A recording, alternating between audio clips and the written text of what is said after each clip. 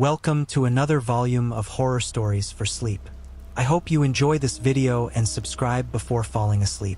The night was a shroud of silence, broken only by the occasional groan of the old house as it settled into its foundation. I had come to stay in Ravenswood Manor at the request of my estranged cousin Victor. He was a reclusive figure, known for his eccentricities and his obsession with the occult. When his letter arrived, I hesitated, for it was written with an urgency that bled through the page. "Come at once," he had written. "Something has found me, and I fear I cannot face it alone." The manor was a sprawling, decaying structure perched on a hill that overlooked the barren moor. Its windows were darkened, like blind eyes staring into nothingness. As I entered, the air inside felt thick and cold, carrying a faint metallic scent that reminded me of blood. Victor greeted me in the drawing room, his once robust frame reduced to a gaunt shadow of itself. His eyes darted to every corner of the room, as if expecting something to emerge from the shadows. "You came," he whispered, his voice trembling. "What's going on, Victor?" I asked, though I already knew the answer would unsettle me. "They call it the hollow guest," he said, his voice barely audible. "It has no shape, no form of its own. It wears the faces of the dead, of the forgotten, and it feeds on your very sense of self." I frowned. "Victor, you're not making any sense." He leaned closer, clutching my arm. "You'll understand soon enough. It's already here." That night I stayed in one of the guest rooms on the second floor. The bed was covered in dust, and the wallpaper peeled in long, jagged strips. As I lay down, I couldn't shake the feeling that I wasn't alone. The air in the room was oppressive, pressing down on my chest like a weight. Around midnight, I woke to a faint scratching noise. At first, I thought it was the wind against the windows, but the sound was too deliberate, too rhythmic. It was coming from the corner of the room. I sat up, my heart pounding, and squinted into the darkness. At first I saw nothing, but then a shape began to form. A pale figure with hollow black eyes and a gaping mouth that seemed to stretch far beyond what was natural. It stood motionless, its head tilted as if studying me. I couldn't move. The weight on my chest grew unbearable, and my limbs felt paralyzed. The figure took a step closer, its bony fingers outstretched, and then another step until it was only inches away. "You're not real," I whispered, though the words felt hollow. The figure leaned in, its breath cold against my face. "You invited me," it hissed. The next morning, Victor found me in the drawing room, pacing nervously. My explanation of the night's events only seemed to confirm his fears. "It's testing you," he said.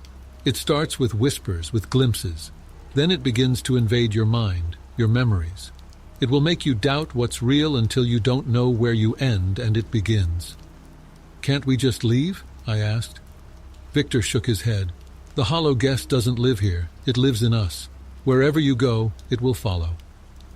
In the days that followed, the presence grew bolder. It appeared in mirrors, its reflection shifting and twisting as I passed. It whispered my name in empty hallways, the voice mimicking those of loved ones long gone. One evening, I found Victor in the library, poring over a collection of ancient tomes. "There has to be a way to stop it," he muttered, more to himself than to me. "What have you found?" I asked. He hesitated before replying. "There's a ritual, dangerous, but it might sever its hold." Desperation clouded my judgment, and I agreed without hesitation. That night, we prepared the ritual in the cellar, drawing sigils on the floor and lighting black candles that filled the room with a sickly sweet aroma. Victor began to chant in a language I didn't recognize. The air grew colder, and the shadows in the room began to writhe. Then, from the darkness, it emerged, the hollow guest, its form shifting and flickering like a dying flame. "Do not stop!" Victor cried as the creature advanced. But the hollow guest didn't attack Victor. It came for me. The cellar dissolved around me, replaced by a labyrinth of memories. I saw my childhood home, my late parents, and moments of joy and sorrow twisted into grotesque caricatures. The hollow guest was there in every scene, wearing the faces of those I had loved, its voice a mocking echo of their laughter. I tried to run, but the memories closed in, suffocating me. My sense of self began to unravel, my mind filling with doubts. Was I still myself, or had the hollow guest already consumed me? When I woke, I was back in the cellar. Victor lay lifeless on the floor, his body contorted in unnatural ways. The sigils on the ground were smeared, the candles extinguished. The hollow guest was gone, but I knew it wasn't truly defeated. Its whispers lingered in my mind, a constant reminder that it was still there, waiting. I fled Ravenswood Manor that night, but Victor had been right. It followed me. Even now, as I write this, I can feel its presence behind me, watching, waiting for the moment when my will falters and it can claim me entirely. And when it does, I will no longer be me. I will be hollow. I never planned to inherit the house. When the lawyer called to tell me I was now the owner of my estranged uncle's sprawling, decaying manor, my first instinct was to sell it sight unseen. But the promise of quick cash wasn't enough to quell my curiosity. Uncle Raymond had always been a peculiar figure in the family, an eccentric recluse obsessed with the esoteric and the unexplainable. I arrived on a gray afternoon, the sky pregnant with rain. The house stood at the end of a winding road, shrouded by dense woods that seemed to lean inward, as if to protect or perhaps imprison the decaying structure within. Its turrets jutted skyward like skeletal fingers, and the windows, many of them cracked or shattered, stared blankly like dead eyes.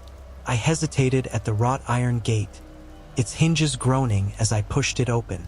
A chill ran down my spine, not from the cold but from the oppressive atmosphere that seemed to cling to the estate. Still, I pressed on, driven by equal parts necessity and intrigue. The front door was unlocked, creaking open to reveal an interior just as dismal as the exterior. Dust coated every surface, cobwebs draped from the high ceilings, and the air was thick with the scent of mildew and decay. But beneath it all was something else, something faint yet unmistakable, the acrid tang of burnt wood. I explored cautiously, each step echoing through the cavernous halls. The furniture, though covered in sheets, hinted at a once grandiose life now long forgotten. Bookshelves lined the walls, stuffed with tomes whose spines bore titles in languages I couldn't read. A grand staircase wound upward into darkness, but it was the doorway beneath it that caught my attention. It was ajar, revealing a steep staircase that descended into blackness. A faint hum emanated from the depths, barely perceptible yet deeply unsettling. I told myself I would check it out later. For now, I wanted to settle into one of the upstairs bedrooms and try to make sense of the paperwork the lawyer had handed me. The night brought a storm, the wind howling through the cracks in the walls and the rain lashing against the windows. I lay awake in the four-poster bed, the mattress sagging beneath me, staring at the shadows that danced across the ceiling. And then I heard it, a whisper. It was faint, almost drowned out by the storm, but it was there. A low, murmuring voice that seemed to come from everywhere and nowhere at once. I bolted upright, heart hammering. "Who's there?" I called out, my voice shaky. The whisper ceased, leaving only the sound of the storm. I told myself it was the wind, perhaps funneled through some crack or vent. But sleep eluded me, and when the first light of dawn crept through the windows, I was already up, determined to explore the basement. The staircase was narrow and steep, the walls pressing in as I descended. The hum grew louder with each step, a low, vibrating tone that seemed to resonate in my bones. At the bottom, I found myself in a large circular room. The walls were stone, damp and cold to the touch, and the floor was covered in strange symbols carved into the rock. In the center of the room was a pedestal, and atop it sat a book. The book was massive, its leather cover cracked and blackened as if it had been through a fire. Strange markings covered its surface, and when I opened it, I found the pages filled with dense, spidery script. The whispers returned as I flipped through the pages, louder now and unmistakably real. They were not random sounds but words in a language I couldn't understand. I slammed the book shut, the whispers cutting off abruptly. My hands were trembling, my heart racing. I didn't know what I had just stumbled upon, but I knew one thing. My uncle had been dabbling in things best left undisturbed. I stumbled back from the pedestal, my breath quickening. The whispers had stopped, but the hum persisted, vibrating through the air like the growl of some unseen predator. My flashlight flickered, its beam shrinking and expanding erratically as if protesting my presence. The room's damp air pressed against my skin, heavy and cloying, and I swore I felt the walls leaning closer. My instincts screamed to leave, but a strange pull, like invisible hands gripping my chest, kept me rooted to the spot. I glanced around the chamber, hoping for an explanation, a distraction, anything. The carved symbols on the floor glistened as though freshly etched, though I hadn't touched them. They seemed to shimmer faintly, the same sickly green as the aura I had glimpsed outside the house the day before. Then I noticed it, a faint line of wetness tracing its way from the base of the pedestal toward the wall. It was dark, viscous, and smelled faintly metallic. Blood. I followed the trail to where it disappeared beneath a crack in the stone. There, pressed against the wall, was a cluster of photographs. They were old, their edges curled and yellowed, but the faces on them were sharp and vivid, frozen mid-expression. Men, women, and children stared out at me, their features twisted in terror. "What the hell?" I whispered. A sudden noise, a scraping like claws against stone, echoed through the chamber. My flashlight beam swung wildly, landing on nothing but the empty walls. Yet the sound persisted, circling me like an animal stalking its prey. I backed toward the staircase, clutching the flashlight with white-knuckled hands. Something moved at the edge of the light, a shadow within the shadows, tall and impossibly thin. I ran. The climb back to the ground floor felt endless. The walls seemed narrower, the stairs steeper, and the hum louder with every step. By the time I reached the door, I was gasping for air, my chest tight with panic. The house above was no refuge. The storm had picked up again, rain pounding against the windows with unnatural force. Every shadow seemed to ripple with movement, every creak of the floorboards like a footstep behind me. That night, sleep was impossible. I barricaded myself in the bedroom with a chair wedged under the doorknob, though deep down I knew it wouldn't help. Whatever I had disturbed in the basement was no longer confined to that dark, damp room. I spent the hours watching the door, listening. The storm outside grew quieter, but the whispers returned, louder than before. They filled the room, coming from the walls, the floor, the very air itself. And then they stopped. A single voice replaced them, deep, guttural, and inescapable. "You are mine." I froze, the words reverberating through my skull. The shadows in the room twisted, coalescing into a shape that loomed at the foot of the bed. It was humanoid but wrong. Its limbs too long, its face a blank, featureless void save for two glowing orbs where eyes should have been. I couldn't move. My body was paralyzed, my mind screaming as it advanced.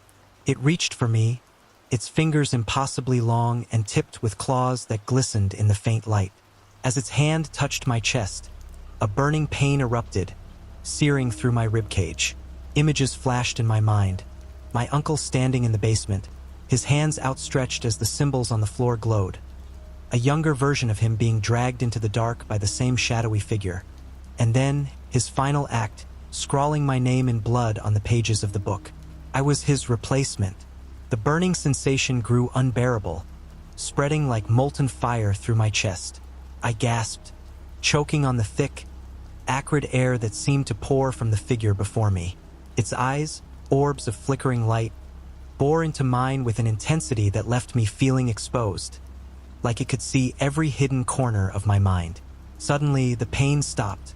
My breath returned in a ragged gasp, and I collapsed onto the bed, clutching my chest. The figure didn't move. It loomed there, silent and unrelenting, its gaze fixed on me. Then, a voice, not guttural this time, but soft and coaxing, filled the room. "Take it back." The words came from everywhere and nowhere, weaving themselves into my thoughts. "Take what back?"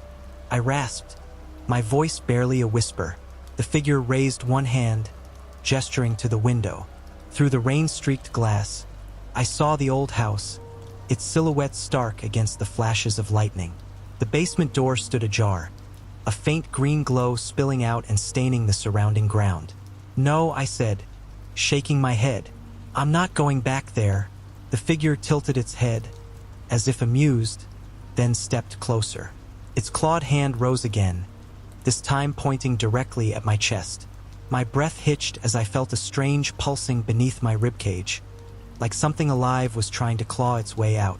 "Take it back," the voice repeated, sharper now, more insistent. Desperation clawed at me. "I don't understand. What do you want from me?" The figure's head snapped to the side, and for the first time, I saw its mouth. A jagged, gaping maw that stretched impossibly wide. It hissed, and I did. The storm had eased into a dull drizzle by the time I found myself standing at the house again. I didn't remember leaving my own home, yet here I was, flashlight in hand, staring at the warped wooden door. The whispers were louder now, clearer. They no longer felt like background noise, but rather a chorus of voices, each one distinct and pleading. "Take it back," they said, overlapping and chaotic. My feet moved without my consent, crossing the threshold and descending into the basement once more. The green light pulsed like a heartbeat, illuminating the carvings on the walls and floor.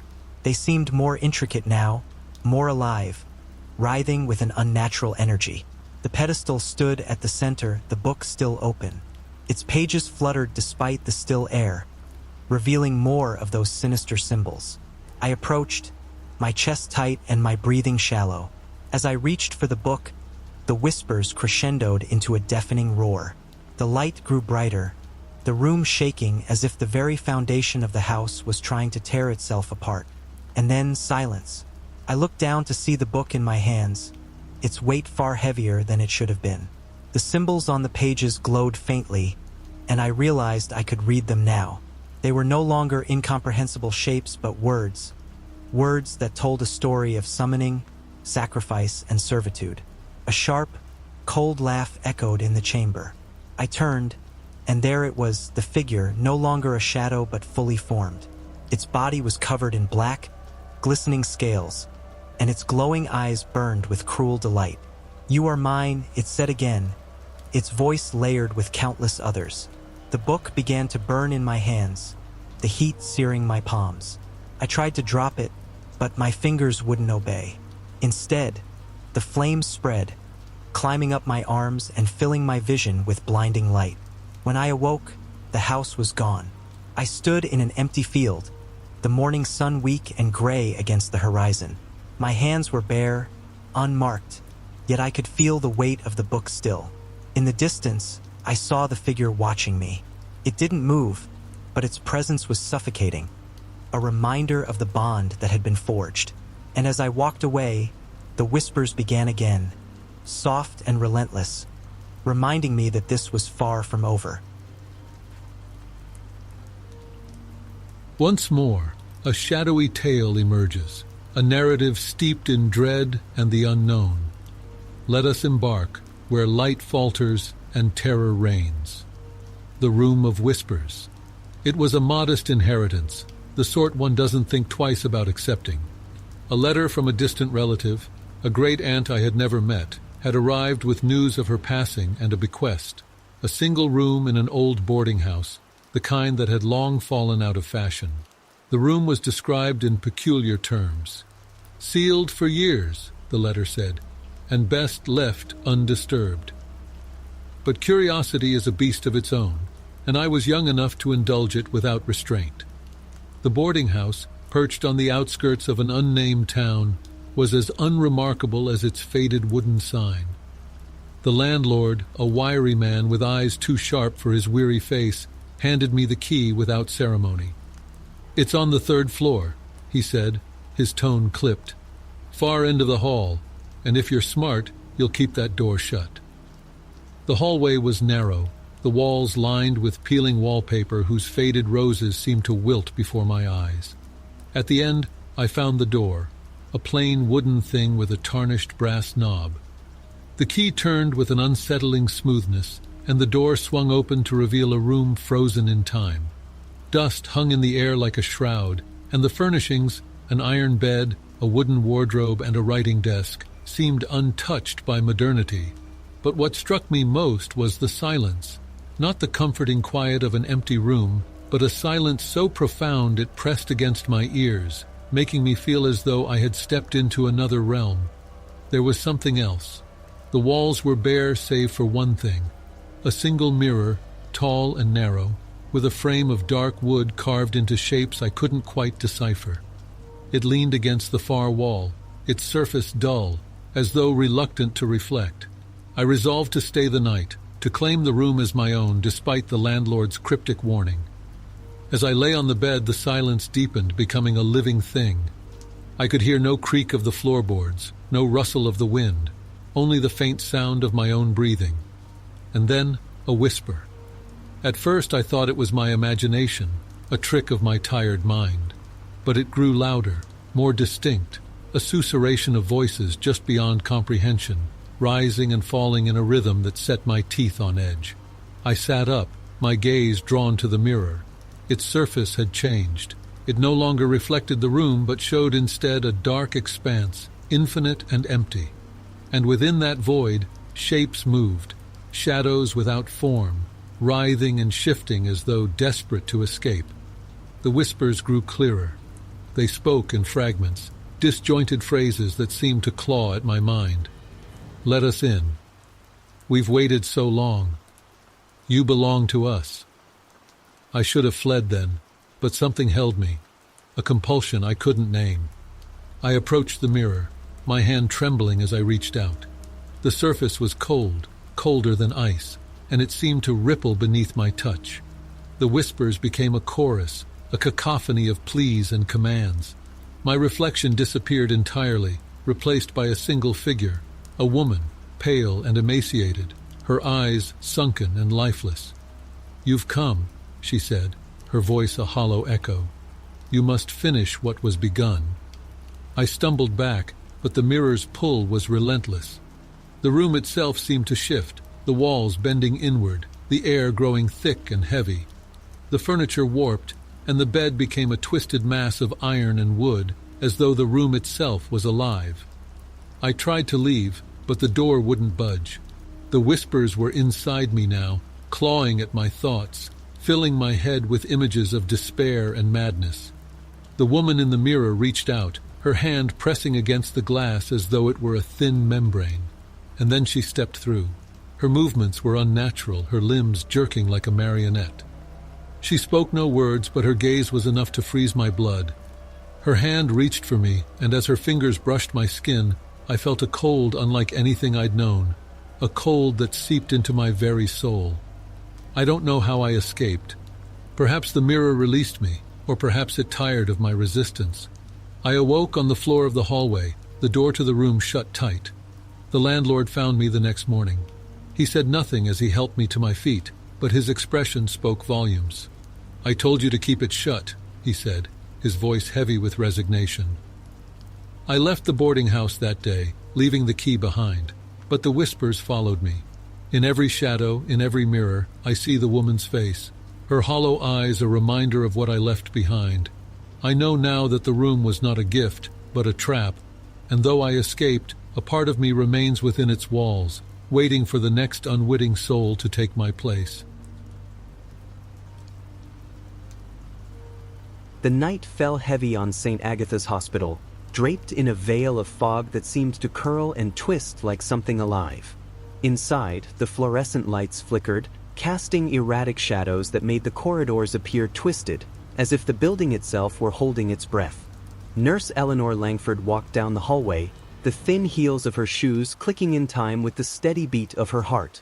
This was her shift, the one that began when the world turned cold and silent, where most souls found comfort in sleep. But not here. The wards were never truly empty. The faint hum of machines and distant murmurs were the only sounds that filled the void.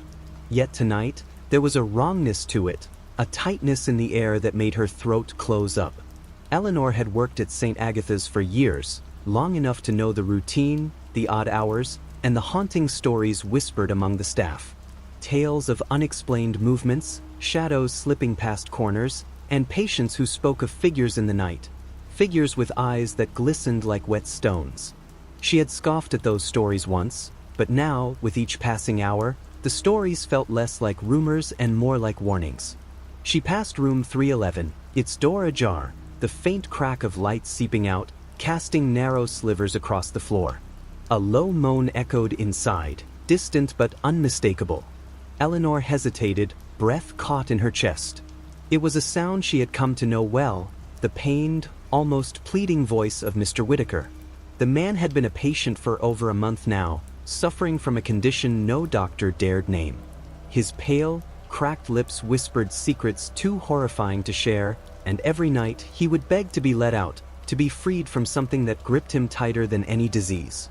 A soft shiver ran down Eleanor's spine as she reached out to push the door open. The air grew colder, brushing against her skin like an unseen hand. Inside, Mr. Whitaker lay twisted on the bed, his emaciated body shivering beneath the thin hospital sheets. His eyes, hollow and wide, fixed on her with an unnatural intensity. "I told you not to come," he rasped, the sound brittle as dry leaves. Eleanor stepped in, her fingers tightening around the handle of her clipboard as she forced herself to meet his gaze. The room smelled of antiseptic, but something else mingled in, a scent like rotting meat, sour and sickly. She swallowed hard, trying to steady her breath. "Mr. Whitaker, it's time for your medication," she said, the tremor in her voice betraying her. "No," he whispered, and the rasp of his voice seemed to echo, almost like a chorus. "Not tonight. Not tonight." The overhead lights flickered again, plunging the room into darkness for a moment that felt like an eternity. When they blinked back to life, something had changed. The room seemed to lean forward, its walls pressing in, breathing with a life of their own. But it was not the room that had shifted, it was the space behind Mr. Whitaker.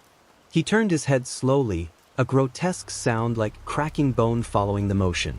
His eyes rolled back, revealing a dark cavity where no white should have been. And there, in the corner, a shape emerged, a thing not of flesh, but of shadow, with limbs that were too long and twisted at angles that defied reason. Eleanor's heart stopped. The sight was impossible, as though the fabric of reality had been torn, and through it, something ancient and unknowable seeped into her world. "I warned you," Mr. Whitaker's voice deepened, no longer his own, but that of something else. "We all warned you." The floor creaked under her feet as she stumbled backward. Her pulse drummed against her ribs, and she was aware of her own trembling hands. The creature stepped forward, its movements liquid and unnatural, and as it did, the air thickened with a sound like rasping, scraping metal. Eleanor reached for her radio, but the static that burst forth was not the comforting buzz she expected. It was a voice, deep and guttural, whispering in a language that made her head spin and the blood freeze in her veins. Eleanor's hand trembled as she gripped the radio, the static hissing like a chorus of serpents. The voice behind it was sharp, dissonant, and ancient, sending a jolt of fear straight through her chest. She dropped it in her panic, the device clattering to the floor and releasing a spray of sparks that danced like fireflies in the dim light. The creature advanced, its limbs folding and twisting in ways that should have been impossible. Its torso was thin, almost skeletal, but wrapped in layers of shadow that shifted and pulsed, revealing glimpses of something like sinew and bone beneath. Eleanor's mind screamed at her to flee, but her legs felt as though they were cast in concrete, rooted to the floor by a force far stronger than her own terror. The hallway outside seemed to echo her dread, but the sounds that seeped in were not the usual hum of machinery or distant footsteps. Instead, they were guttural, wet sounds, the thud of something large and heavy dragging itself toward her. "Don't," Mr. Whitaker said, a voice torn between his own rasp and the deeper, sinister undertone that had emerged from his mouth. His eyes, once filled with confusion and pleading, now glistened with the kind of knowledge that made the mind crack. It knows. The creature's face, if it could be called that, was an ever-shifting blur of darkness, dotted with eyes that blinked and wept black tears. One of them locked with Eleanor's, and in that instant, she felt the world shift. Her thoughts splintered, and a cold, ancient voice whispered within her mind, an invitation to madness. "You will join us," it said, a promise that tasted of rot and decay. Her pulse quickened as the room darkened further, the walls now pressing in like the fingers of a malevolent hand.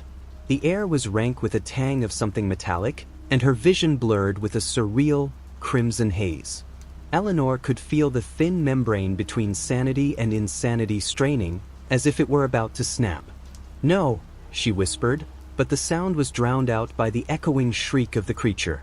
It lunged forward, its limbs slithering across the floor, and Eleanor stumbled backward, her vision spinning.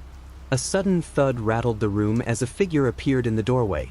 A figure in a lab coat, face obscured by the shadows but moving with a sure, deliberate stride. It was Dr. Monroe, the night supervisor who had been an enigma since the day Eleanor first walked into St. Agatha's. His eyes, dark and hollow, met hers, and for the briefest moment, she thought she saw a glimmer of recognition. But it was gone in an instant, replaced by something else. "Get out," he rasped, though his voice was not entirely his own. Before she could move, the creature's sinewy arm shot out, knocking her to the ground. The cold bite of the linoleum floor burned against her cheek as the creature loomed over her, its form more solid now, a mixture of shadow and grotesque flesh.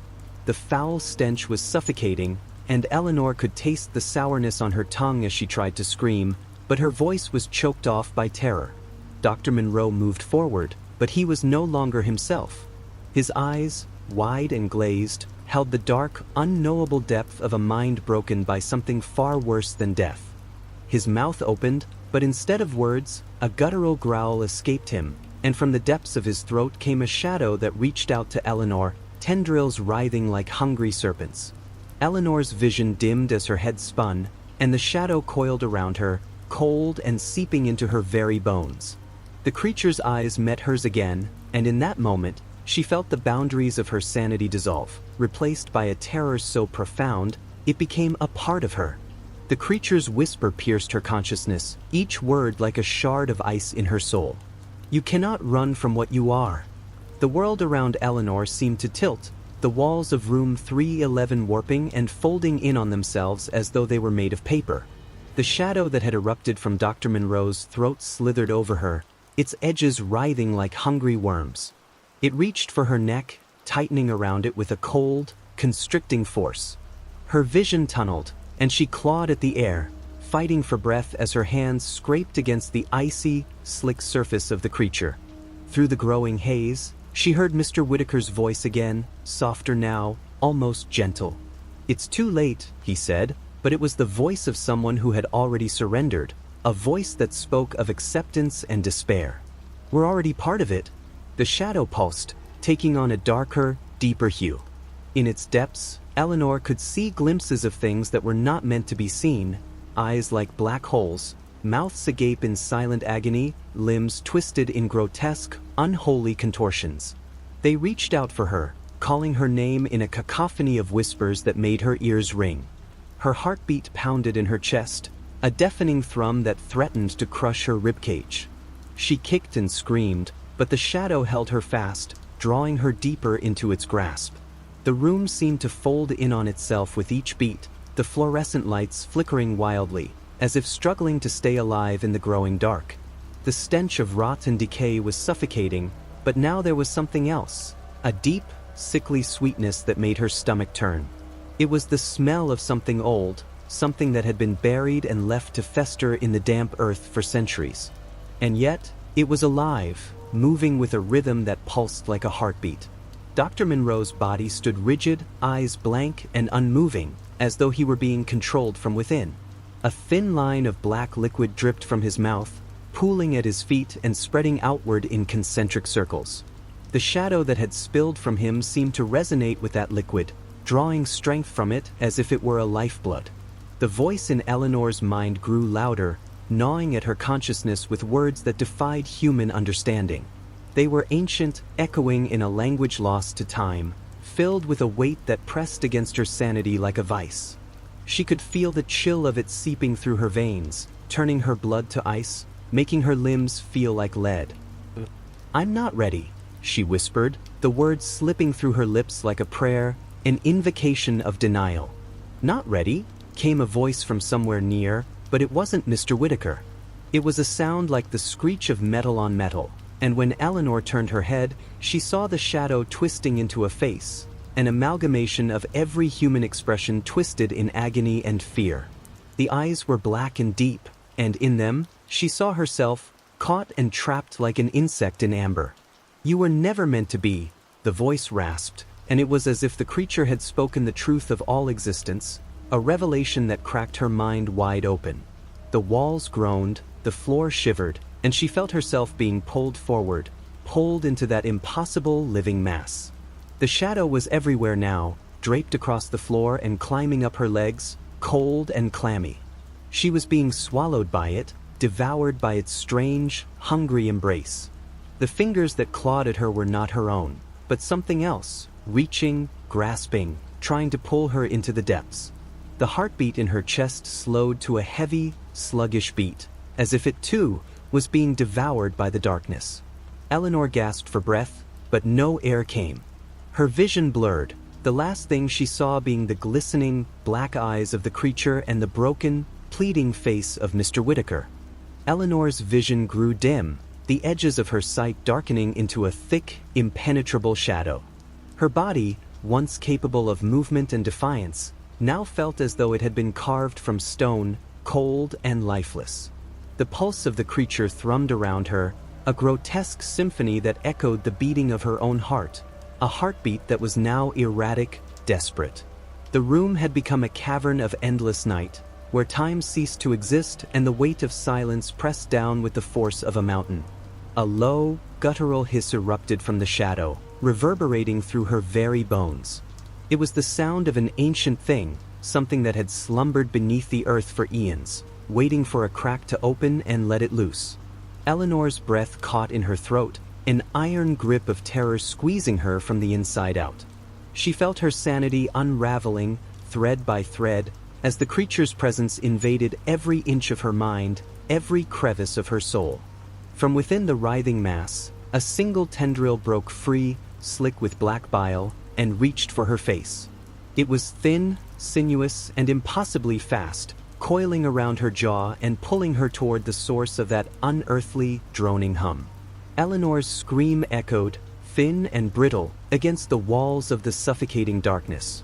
The smell of rot intensified, mingling with the putrid sweetness that clawed at her senses. She felt a choking wave of nausea rising in her throat. "Help me," she rasped, but the plea fell silent as the room grew colder, if that were possible. The temperature plummeted, and a sudden frost curled around the edges of the walls and floor, a creeping ice that sapped the last warmth from the air. The shadow quivered, its surface now a mirror that reflected a fractured version of her own terrified eyes. The tendril pulled tighter, and she felt the bite of its grasp on her skin, leaving imprints like bruises in its wake. The drumming in her ears grew louder, merging with the frantic pounding of her heart, a chorus of dread that drowned out all other thought. Her skin felt clammy, prickled with cold sweat, and she trembled as the shadow moved closer, revealing hints of other, darker shapes within it. Faces, mouths agape in agony, fingers reaching out, pleading for release. She glanced at Mr. Whitaker, whose eyes were wide, pupils dilated with the horror of recognition. The black fluid that dripped from his mouth pooled around his feet, spreading like a living thing. It crept toward her, dragging the scent of decay and ruin, and she realized, with a sickening jolt, that the floor beneath her had begun to crack and splinter, splitting open to reveal a void that pulsed with a rhythmic, pulsing light, something that moved and shifted, just beneath the surface, like a second heartbeat.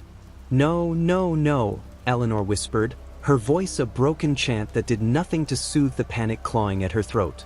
Her limbs were frozen, her vision clouded, but she could still feel the presence of the creature pressing against her mind, each tendril a lifeline to a maddening, unknowable consciousness. The walls shuddered as if in pain, the ceiling above cracking, and from those fissures, more tendrils spilled out, reaching and pulling, dragging her into the living, thrashing darkness. The floor beneath her crumbled, and she felt herself slipping, falling, drawn by the whisper of darkness and the ceaseless pulse that had become the measure of her existence. The tendrils tightened their grip, and for a moment, all was still, an awful, suffocating silence that stretched and pressed, waiting. Then, the creature's face appeared in front of her, an abomination of shifting shadows and twisted flesh. Eyes within eyes, mouths within mouths, each revealing a landscape of pain, despair, and ancient, unspeakable knowledge. Its voice slithered into her mind, seeping through her defenses and shattering whatever semblance of composure she had left. "Join us," it whispered, and the very fabric of reality seemed to bend with the weight of its command. The cold seeped deeper, and Eleanor felt the final threads of her mind snap, leaving only the raw, unfiltered essence of her terror. Eleanor's mind splintered, the last vestiges of her sanity breaking apart like dry glass. The shadow that had surrounded her now coalesced into a single, monstrous form. A grotesque figure made of darkness and memory, its limbs writhing with unnatural speed, its head tilting in a gesture of terrible curiosity. The room shrieked as if the walls themselves were in agony, the fluorescent lights shattering, and the cold intensified to an unbearable point, pricking her skin like 1,000 needles. The tendrils constricted around her, pulling tighter, cutting off her breath. She struggled, her muscles quivering as though each nerve was aflame. The creature's eyes, black voids of depthless malice, were fixed on her. It pulled her close, the sound of her heartbeat now a deafening roar in her ears. For a moment, the world was reduced to that single, suffocating gaze. "You have no choice," the creature murmured, its voice slicing through her mind, cold and implacable. The black liquid pooled beneath her, spreading like ink across the floor. It reached out, touching her shoes, crawling up her legs, seeking her warmth, her life. She screamed, a raw, desperate sound that seemed to reverberate off the walls, but it was met with silence, an oppressive, eternal silence that consumed the hospital room. The shadows around her began to twist, seething with anticipation, and in their center, the figure split apart like a wound opening, revealing a yawning, gaping maw of countless jagged teeth. Eleanor's vision blurred as a burning sensation swept through her, and she realized, with horror, that the black liquid had reached her skin, seeping into her pores. It wasn't cold, it was fire, a hellish, consuming fire that spread from her legs to her chest, making her scream again, this time in a raw, untamed agony that left her shaking. The creature's mouth opened wider, and the whisper of its voice, a serpentine hiss, reached her ears once more. "Death is but the beginning." Suddenly, the world buckled beneath her feet. The ground cracked and split, the darkness bleeding through the crevices. Eleanor's vision cleared for a brief, horrifying moment, and she saw Dr. Monroe standing at the edge of the abyss, his eyes now a blazing white that burned with an unnatural light. The shadow within him pulsed, sending ripples across the ground that seemed to reach for her, drawing her in. "Let go," he whispered, his voice broken as though the words had been torn from him. His expression twisted in what could have been guilt or sorrow. "You have to let go." Tears streamed down her face, mixing with the bile that rose in her throat. "No," she gasped, shuddering as the burning liquid consumed her chest, its searing tendrils inching toward her neck. She clawed at the air, her fingers brushing against the cold, sterile tiles, looking for something, anything, that might save her. But the tendrils were insatiable, more determined than any force she had ever known. The creature let out a roar, a sound that split the silence with a force that made her bones tremble. The air was now filled with the screech of metal, the roar of flames, and the desperate beat of her heart. The creature's maw opened wide, revealing a hollow that seemed to twist the fabric of space itself, a gate to an unspeakable void where light dared not venture. And then it began to pull. Eleanor's body was yanked forward, past the threshold of the room and into the yawning darkness, the walls shattering around her like glass under pressure. The scream that tore from her throat was not just a cry of terror, it was a sound of pure, primal dread, echoing in the empty corridors as the light around her blinked out, leaving only the sound of the creature's laughter, deep and unending. Her mind, torn between consciousness and oblivion, flailed as she was pulled into the depths of that darkness. The last thing she saw was the haunted face of Mr. Whitaker, eyes wide with a mixture of horror and something else, something she couldn't name. And then, as the tendrils wrapped around her and the world grew colder, the abyss took her, swallowing her whole, leaving nothing but the echo of her scream. The darkness closed in around Eleanor, an oppressive wave that crushed her body and twisted her soul. The tendrils, slick with the black, bile-like substance, coiled around her limbs with a relentlessness that defied reason. The room dissolved into nothingness, replaced by the yawning void where she now found herself, a place devoid of light or sound, save for the whisper of 1,000 agonized voices. The creature loomed behind her, its grotesque, shifting form blotting out what little was left of her vision. Eleanor's screams, raw and strangled, gave way to desperate sobs as the reality of her fate sank in. The black liquid had spread through her veins, crawling with an insidious hunger that turned her blood to fire. She convulsed, the muscles in her arms and legs spasming uncontrollably, locking her in place. Pain roared through her, a deep, insufferable torment that tore at her very core, unraveling her flesh from the inside out. The creature's maw, now a chasm of jagged teeth and glistening, pulsing tendrils, opened wider, emitting a sound that was both a roar and a mournful sigh. From the darkness, a sharp, metallic sting surged through her chest as one of its tendrils plunged deep into her, breaking skin, muscle, and bone. The force of it ripped into her ribs with a sickening crack that echoed in her ears. Eleanor's vision darkened, a shiver of cold spreading from her heart to her limbs. As the creature's tendrils dug deeper, her skin split open, dark ichor seeping from the wound and mixing with the blackness that encased her. The tendrils pulled and twisted, warping her body in unnatural ways, contorting her muscles as if they were pliable wax. A guttural sound rose from her throat, half a scream, half a choking gasp, as her ribs fractured under the pressure. Her chest expanded and collapsed, a gruesome parody of breathing, as blood leaked from the corner of her mouth. Her hands, trembling with the last vestiges of will, reached up to the wound in her chest, fingers slipping through the dark, viscous fluid. The pain was all-consuming, every nerve in her body screaming for release that would never come. The creature's laughter resonated, a deep, resonant sound that made the walls of the darkness shudder. The final seconds blurred together, filled with agony and the deafening chorus of her failing heart. Her vision tunneled, the edges blackening as the darkness whispered its victory. The last thing she saw before the pain consumed her entirely was the face of Dr. Monroe, his eyes wide, filled with both regret and terror. But before she could scream for him one final time, the tendrils coiled tighter, cracking her ribcage in a sickening crunch, and she felt the wet, hot spill of her own insides being forced out of her, running down her chest in a rivulet of death. And then, nothing. The room fell silent, the echoes of her last breath swallowed by the darkness, and the creature, now sated, began to retreat into the shadows, leaving only the stain of her suffering behind, a reminder that death in the presence of such malevolence was never kind, only brutal, raw, and grotesque.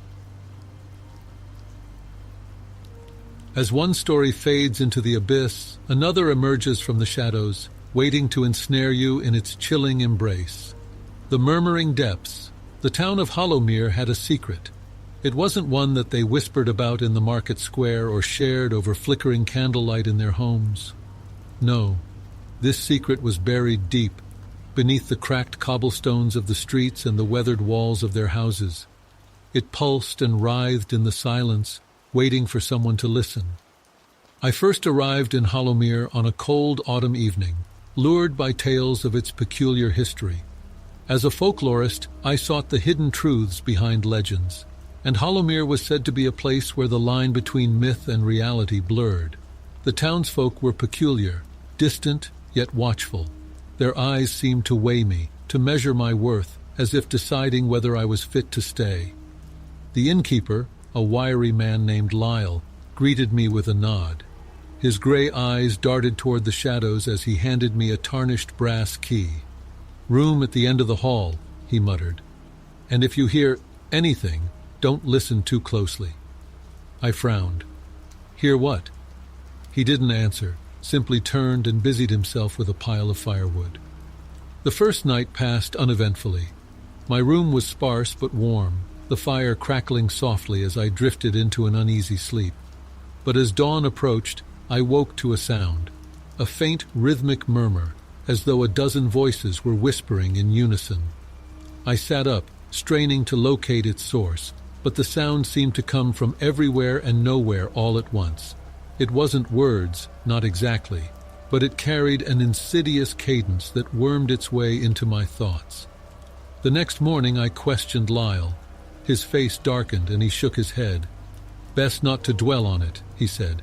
"The less you think about it, the less it notices you." Curiosity, of course, was my curse.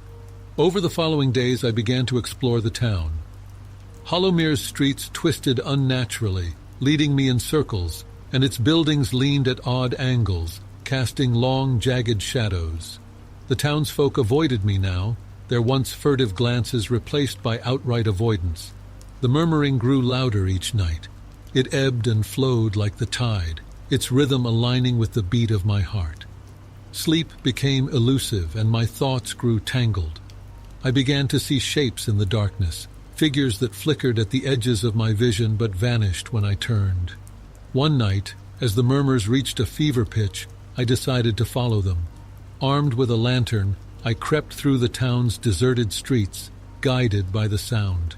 It drew me toward the old church at the edge of town, its spire leaning precariously toward the earth as though bowing to some unseen force. Inside, the air was thick with the scent of damp stone and decay. My lantern's glow illuminated rows of crumbling pews and a warped altar, but it wasn't the sight of the church that stopped me. It was the sound. The murmuring was louder here, reverberating through the walls and floor. It wasn't until I approached the altar that I saw the trap door, its edges worn smooth by years of use. I hesitated. Every instinct screamed at me to leave, to return to the inn and pretend I had never heard the sound. But the pull of the murmurs was irresistible, and before I knew it, I was descending a narrow, spiraling staircase into the earth. The air grew colder as I descended, the walls damp and slick. The murmurs became clearer, resolving into words spoken in a language I didn't recognize. The staircase ended in a cavern, its walls etched with symbols that seemed to shimmer and pulse. At the center of the cavern was a pool of black water, its surface perfectly still despite the sound that emanated from it. The murmurs stopped as I stepped closer, replaced by a heavy silence. Then, without warning, the water rippled, and a figure began to emerge. It was human, or at least it had been. Its form was skeletal, its flesh translucent and pulsating with veins of darkness. Its face was a twisted parody of a smile, its hollow eyes fixed on me. "You've come," it said, its voice like the echo of a scream. I stumbled back, my lantern trembling in my hand. "What are you?" I managed to choke out. "I am the depths," it replied, the voice beneath, "and you have heard my call." I turned to flee, but the cavern's entrance was gone, replaced by smooth, unbroken stone. The figure moved closer, its skeletal hand outstretched. "You cannot leave," it said. "Not now, not ever. You belong to the murmurs." As its hand touched my chest, a searing pain shot through me. My vision blurred, and the world dissolved into darkness. When I woke, I was lying on the cobblestones of Hollowmere's main square. The townsfolk surrounded me, their faces expressionless. "You've been marked," Lyle said grimly. "The murmurs haven't left me. They follow me wherever I go, growing louder with each passing day. Sometimes I catch glimpses of shapes in the shadows, flickering at the edges of my vision. I fear that one day the murmurs will consume me entirely, and when they do, I will become one with the depths, another voice in the endless chorus, waiting for the next unfortunate soul to listen too closely. Journal of Henry Calloway, February 22nd, 2024. I can't shake the feeling that I'm being watched. The house creaks at night, a low, resonant groan that comes from deep within its bones. It's not the sort of sound a house makes. I know it. I've lived here for over a decade, and I've never heard it before. It's like something else has taken up residence. I can't explain it, but the air feels heavier now, as if it carries an unseen weight that presses against my chest. Last night, I heard a sound that sent me spiraling into a panic. It started softly, a faint rustling, as though someone was shuffling through the living room. I lay in bed, eyes wide open, heart hammering in my chest. I couldn't move, my limbs frozen as I strained to listen. The noise came again, this time closer, like something was dragging itself across the floor. I got up and crept into the hallway, flashlight in hand, only to find nothing but the silence of the house, deep and suffocating. February 25th, 2024.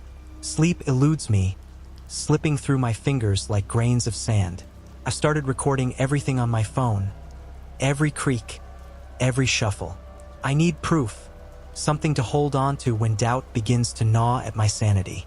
The microphones pick up faint sounds, whispers that fade as soon as I turn my head. I play them back, the quiet murmurs filling the room, and my skin crawls. Sometimes I hear what sounds like a child's laughter, other times, the deep rasp of an adult voice, whispering words I cannot make out. I called a shaman last night. I'm not sure why. His voice on the phone was clipped, suspicious, as if he knew I was already unraveling. You've brought something here, he said. It thrives on fear. You must act before it takes you. The weight of his words sits heavily on my mind. I don't understand what it is, but it feels real, tangible. I set up cameras in the living room and hallway today, pointing them at the corners where shadows seem to collect. The little red lights blink like eyes watching me, waiting. March 1st, 2024.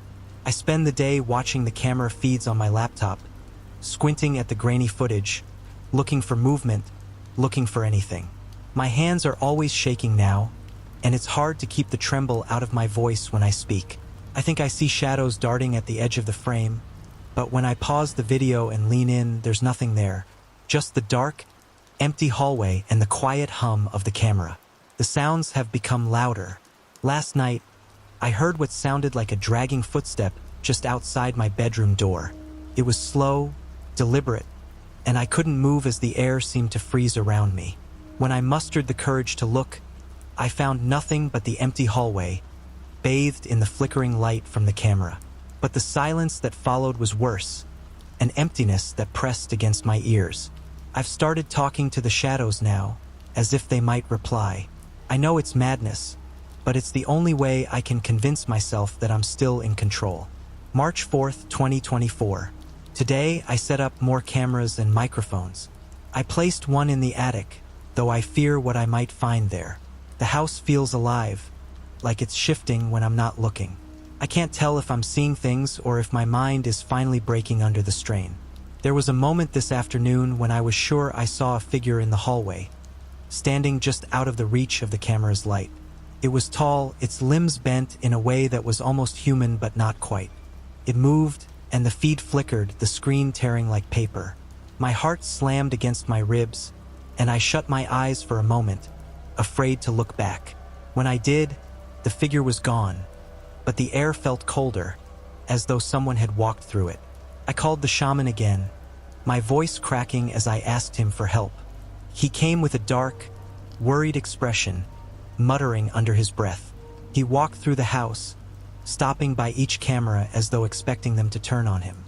His eyes darted nervously, and he whispered something in an ancient language, words that seemed to make the walls shiver. "You've awakened something," he said, eyes wide with fear. "It's in your mind now. It feeds on you." I didn't sleep that night. Instead, I sat in front of the camera feeds, eyes bleary, fingers tracing the edges of the desk. The whispering returned, and this time it was louder, almost as if it were speaking to me. I couldn't make out the words, but it was close enough to feel the chill against my neck. March 7th, 2024. I can't keep up with it. The sound, the movement, the feeling of eyes watching me from the corners of the room. It's all too much. Last night, I stood at the end of the hallway, holding my breath as the faint sound of scraping drew closer. The camera feed was glitching, the screen blinking like a pulse. I thought I saw something moving in the dark, a shape with sharp edges that moved too fast for my eyes to follow. My mind is collapsing. I've stopped leaving the house. I don't know how long it's been since I've seen the sun, but it doesn't matter. The house is all I have left, and I'm afraid it's all I'll have until the end. March 10th, 2024. I put a microphone in the living room to pick up more sounds. I told myself it was for the evidence, but I know now that it's for me. I need to hear the sound, to know it's there, to remind myself I'm not alone in this. The shaman's warning repeats in my head. It thrives on fear. The more I listen, the more it grows, taking form in the dark. It's in the walls, the floorboards, and the shadows.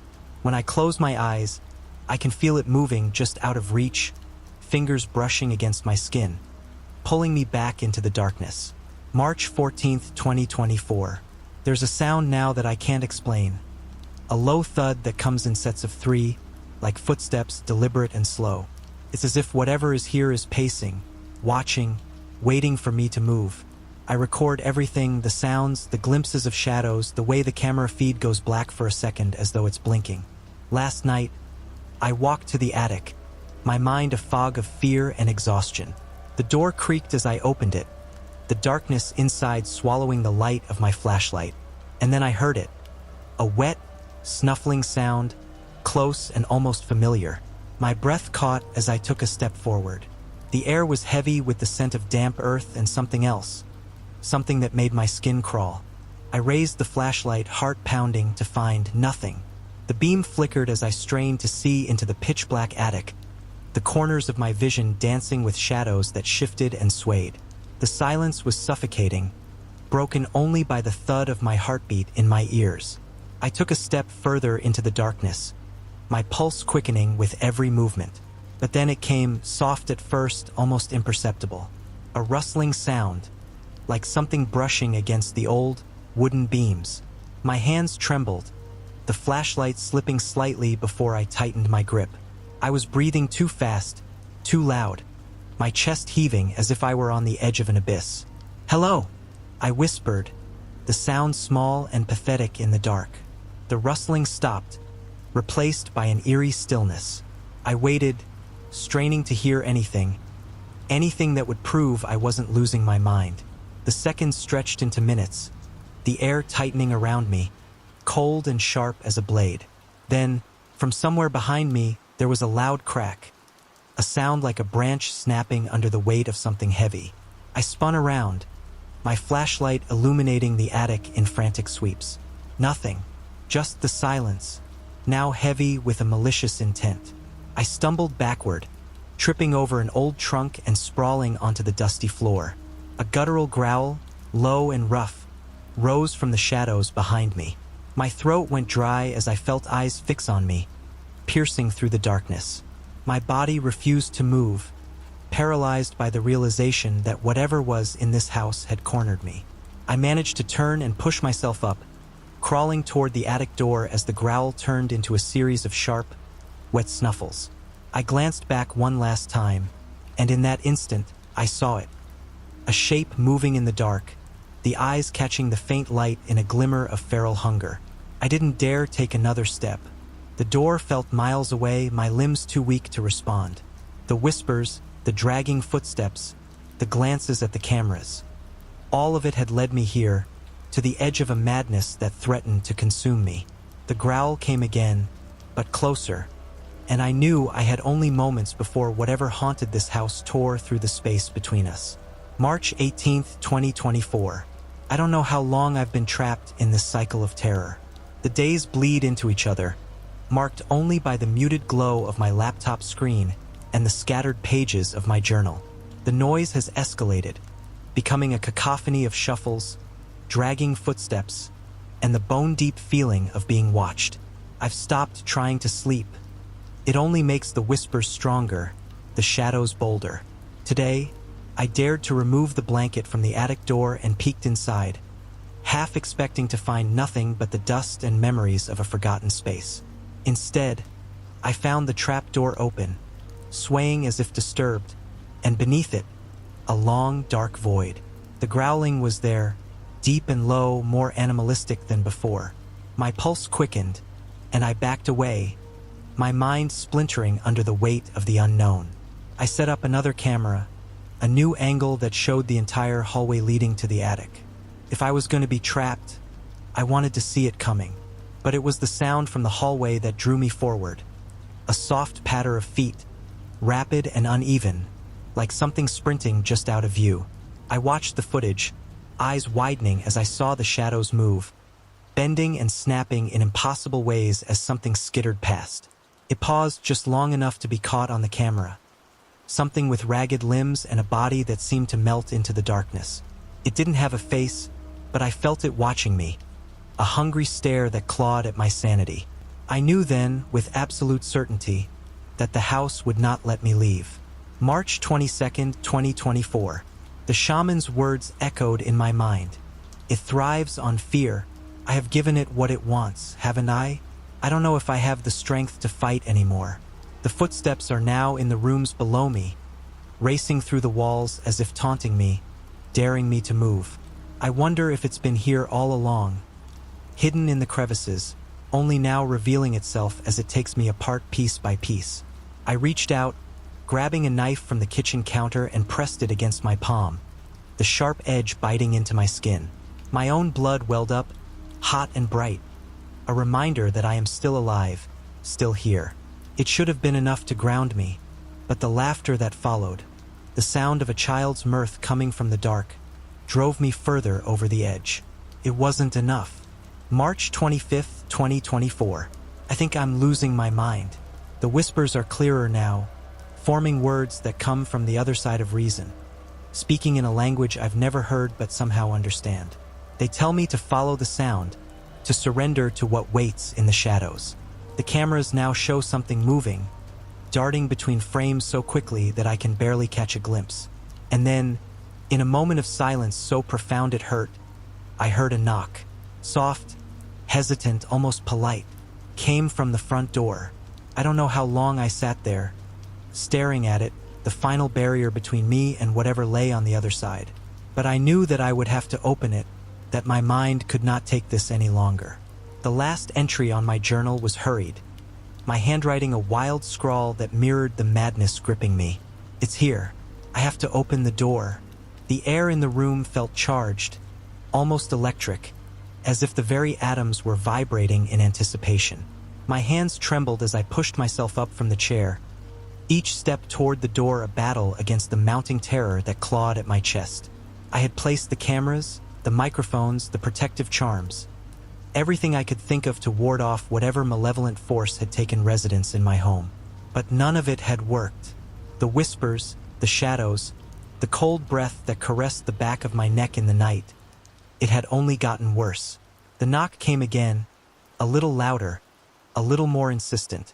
I wiped my damp palms on my jeans, took a deep breath, and reached for the doorknob. The wood felt rough and splintered beneath my touch, like it had aged 100 years overnight. I hesitated, my mind flooding with doubts. What if it was just a trick? What if it was nothing? But deep down, I knew better. The noises had grown sharper, more defined. I'd heard whispers that seemed to call my name, voices that weren't human, as if the house itself had developed a voice, a sinister, rasping whisper that spoke of things I didn't dare to comprehend. And then, with a creak that seemed to echo through my bones, I twisted the knob and pulled the door open. The hallway was empty, bathed in the pale, flickering glow of the old light bulb at the far end. Dust particles floated lazily in the stagnant air, and the silence that met me was almost deafening. But there was something else, something behind that silence. A presence, palpable and sinister, as if the space around me were alive with 1,000 unseen eyes. "Hello!" My voice sounded strange, thin, almost swallowed by the room. No response, just the dull hum of the fluorescent bulb overhead. I stepped outside, letting the door creak shut behind me, and strained to listen. That's when I heard it. A soft thumping, rhythmic, like a heartbeat, coming from above. My eyes shot upward to the attic door. I had avoided it for weeks, ever since the sounds first started. It was like a wound in the house, a scar that pulsed and shifted whenever I looked at it. The thumping grew louder, almost desperate now, and then a sudden silence. I froze, Every muscle in my body tensed. My gaze shifted to the floor, where a thin line of shadow crept out from beneath the attic door. It shifted, moved, and then retreated back into the dark. I backed away, my heart slamming against my ribs, the blood roaring in my ears. I reached out, fumbling for my phone, the screen illuminating the terror-stricken face staring back at me. My breath came in short, shallow bursts as I dialed the number for the shaman, the one who had spoken of curses and dark, buried secrets. It rang once, twice. The line went dead. A noise behind me, a soft scrape, the shuffle of something moving across the floor. I spun around, eyes darting to the hallway. The kitchen, bathed in the dim glow of the moon, was a portrait of haunting emptiness. But then I saw it. A shadow moving, too fast, too fluid, vanishing in the space between the light and dark. I backed toward the door, my breathing ragged, the phone slipping from my fingers. My mind screamed at me to run, but my legs betrayed me, frozen in place. The shadow reappeared, now a little clearer, moving across the wall like a dark stain that never settled. I was no longer sure what was real and what was a hallucination. The hours blurred together, the days fused into a nightmarish cycle. The darkness, the whispers, and the sounds from the attic grew louder, more violent, like an angry, undying thing trying to claw its way out. And then, in the thin light that barely crept through the curtains, I heard the sound again. A knock, soft but insistent, came from the front door. My pulse quickened as I stepped forward, this time not to open it but to stand behind it, my hands shaking as they reached for the lock. My mind raced through every possibility. A trick, an intruder, the thing that had been haunting me, the thing I had become. But my eyes locked on the shadow creeping beneath the door, and I realized, in that moment of stark, mind-ripping clarity, that I would never be the same again. The thing behind that door wasn't just my tormentor. It was my fate. I had to open it. I had to know what was waiting, the final, horrifying truth. The knocking grew louder, faster, as if whatever was on the other side was pressing against the wood, desperate to break through. With a sudden burst of resolve, I flung the door open, and what I saw made my mind splinter, shattered by the sight of a creature I could not name, eyes glistening with an almost human glee, as if it knew it had one. I didn't scream. I didn't have time. The shadow pounced, and my vision went black. The next time I woke, I was not in my home. I was in a hospital bed, the sterile lights and the mechanical beeping drowning out the distant echo of a familiar scurrying sound.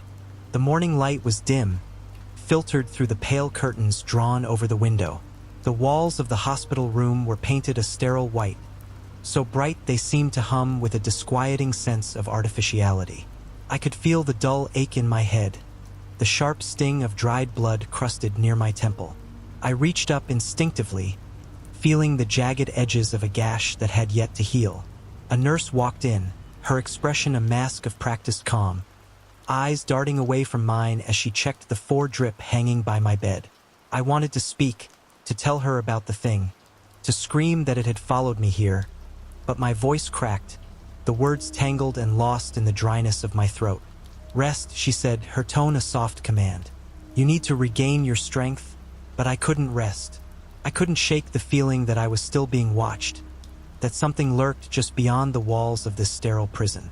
Every time I closed my eyes, the sound came back, the soft padding of feet, the scrabbling claws against wood, the rustle of unseen movement. The creature, the shadow, whatever it had been, it was here. I could feel it in the silence, in the sharp, cold breaths that seemed to creep across my skin. I reached out for the journal I had clutched so desperately before, now sitting in a plastic bin by my bed, its pages crumpled and torn from my last fevered entry. I flipped it open, hands trembling, and began to read. My own words, raw and scrawled, jumped out at me. "It's here. Followed me. It waits in the dark." I turned the page, scanning the disjointed phrases, the notes I had made in the grip of my paranoia. Words like shadows, voices, and the attic stood out, but one line in particular made me pause. A single sentence that made the blood drain from my face. It's not what you think. I dropped the journal as if it had burned me, the thought flickering in my mind like a cruel echo. Had I made all of it up? Was it just the stress, the isolation, the relentless torment of the house driving me to this edge of sanity? But no. There was no denying the bruises, the deep scratches on my arms that stung when I touched them, the remnants of claw marks that had not come from any man-made source. The nurse noticed my agitation, her eyes flicking to the journal on the bed. "Are you all right?" she asked cautiously. I nodded, barely trusting my voice to respond. "I need to know. I need to understand what happened. It's not just in my head." The nurse's eyes softened, but a strange flicker passed across her face before she turned away to check the monitors. A sharp, metallic click split the air, and I looked down to see a small red light blinking from the corner of the room. A camera that I hadn't noticed before. It was recording. The sound of claws skittered across the floor just outside my room, a familiar, rhythmic tapping that sent an icy shiver down my spine. My pulse quickened as I strained to hear, ears filled with the roar of blood and the stutter of my breathing. The nurse turned back to me, but her face had changed. It was no longer the friendly mask I had come to expect. It was something hollow, eyes too wide, mouth stretched into a thin, unnatural smile. She whispered, "It's waiting." Before I could react, the camera in the corner shut off, and a low, guttural growl filled the room. The door creaked open, and I braced myself for what came next. The door opened slowly, and in the dim light, I saw the silhouette of a figure that was all too familiar. The nurse stood there, but she was no longer the woman who had offered comfort. She was the creature from my house, hollow-eyed and grotesque, a parody of humanity. But as my heart pounded and I opened my mouth to scream, the room fell into silence, and the apparition faded into the mundane reality of my hospital room. The door creaked shut, and I fell back against the pillows, gasping for air. My body shook, the tremors spreading like a fever as my mind struggled to grasp what was real. "Mr. Calloway?" A calm voice cut through my disoriented haze. I looked up to see Dr. Patel, a middle-aged man with sharp features and an unreadable expression, standing at the foot of my bed. He adjusted the cuffs of his white coat, his eyes fixed on me with a look that was at once knowing and clinical. What happened?" My voice cracked, raw from both the scream I hadn't released and the days of stress and sleeplessness. Dr. Patel's gaze softened, and he exchanged a quick look with the nurse who had entered behind him. She held a clipboard, her eyes no longer hollow but full of a restrained sympathy. "Mr. Calloway, you were found in your home, injured and unresponsive. Animal control was called after neighbors reported strange noises coming from the house." A sick realization twisted my gut as I listened. Animal control? My mind reeled back to the noise, the scratching, the thumping, the ever-present tapping that had kept me up at night. The fear, the hallucinations. Had it all been the result of something so mundane? My thoughts jumbled together in a cacophony of disbelief. Dr. Patel continued, "We found signs of a raccoon infestation. It seems you were attacked at some point, possibly in a state of panic. The injuries on your arms and torso were consistent with animal claws. It must have been terrifying. Raccoon?" The word tasted foreign on my tongue, like a cold, bitter lie. I remembered the skittering, the way the creature's shadow had moved faster than I could process.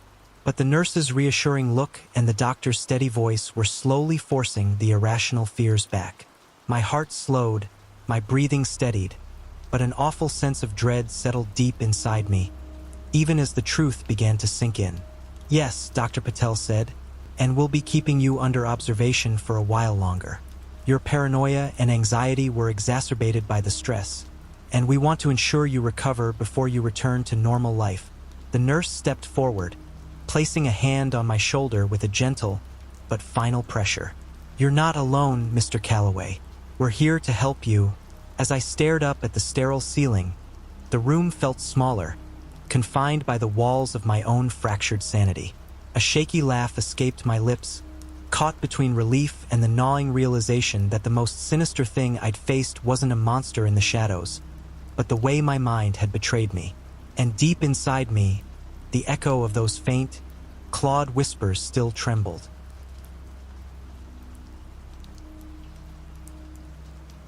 From the fraying threads of the last tale, a new darkness rises, one that promises to grip your mind and rattle your very core. The reflection's hunger. For as long as I could remember, the mirror in my childhood home had been there. Tall and ornate, its golden frame was carved with twisting vines and eyes that seemed to follow anyone who dared glance at it. My mother called it an heirloom, though she never said who had passed it down. I moved back into the house after her death, inheriting the crumbling estate with its sagging roof and air of quiet decay. The mirror greeted me the moment I stepped inside, its reflective surface pristine despite the dust that blanketed everything else. At first, I didn't give it much thought. My days were filled with sorting through my mother's belongings, the endless task of deciding what to keep and what to discard. But at night, when the house grew silent, I began to notice things. It started subtly, the faint sound of whispering just as I drifted off to sleep, or the sensation of being watched when I stood near the mirror. I dismissed it as grief, my mind playing tricks on me in the aftermath of loss. But the whispers grew louder. One night I stood before the mirror, examining the grooves in its frame. The house was still, yet the air around the mirror felt alive, humming with a low vibration I couldn't explain. My reflection stared back, but there was something wrong with it. It was subtle at first, a slight delay in movement, the faintest shadow of something standing just behind me. I turned quickly, but the room was empty. "Get a grip," I muttered to myself, but the unease lingered. That night, the whispers became words. "Help me," they said. I bolted upright in bed, my heart hammering in my chest. The voice was soft, almost pleading, and unmistakably coming from the direction of the mirror. Gripping the flashlight I kept on my nightstand, I crept down the hall. The mirror loomed at the end, its surface catching the faint glow of my light. "Help me," the voice repeated as I drew closer. The reflection was wrong again. My face was there, but the eyes, they weren't mine. They were darker, deeper, filled with an anguish that sent a chill through me. "Who are you?" I whispered, my breath fogging the glass. The reflection smiled, a slow, deliberate curl of the lips that I hadn't made. "I'm you," it said. From that moment, the mirror became a living presence in the house. My reflection moved when I didn't, its gaze following me even when I turned away. The whispers became conversations, though they were always one-sided. "You can't ignore me," it would say, its tone mocking. I covered the mirror with a sheet, hoping to silence it, but the fabric clung unnaturally to the glass, as if the mirror were inhaling. The whispers continued, muffled but insistent. By the third week, I began to lose time. I'd wake up in strange places, once in the garden, barefoot and freezing, another time on the floor before the mirror, my hand pressed to the glass. My reflection grinned at me as I scrambled away. "Soon," it whispered. The breaking point came one night when I heard footsteps echoing through the house. I locked my bedroom door, heart pounding as the steps grew louder. They stopped just outside, followed by a knock that rattled the frame. "Let me in," my own voice called from the other side. I froze, gripping the edge of the bed. "It's so cold out here," the voice continued. "Please, I'm trapped." Tears streamed down my face as I stared at the door. "You're not real," I whispered. The voice laughed, low and menacing. And yet, here I am. The next morning, the sheet covering the mirror was gone, and so was my reflection. I don't know how long I've been trapped here now, staring out at the world from the other side of the glass. The thing that wears my face is out there, living my life, smiling with my mouth, speaking with my voice. And me? I am the hunger behind the glass. I am the whispers in the night.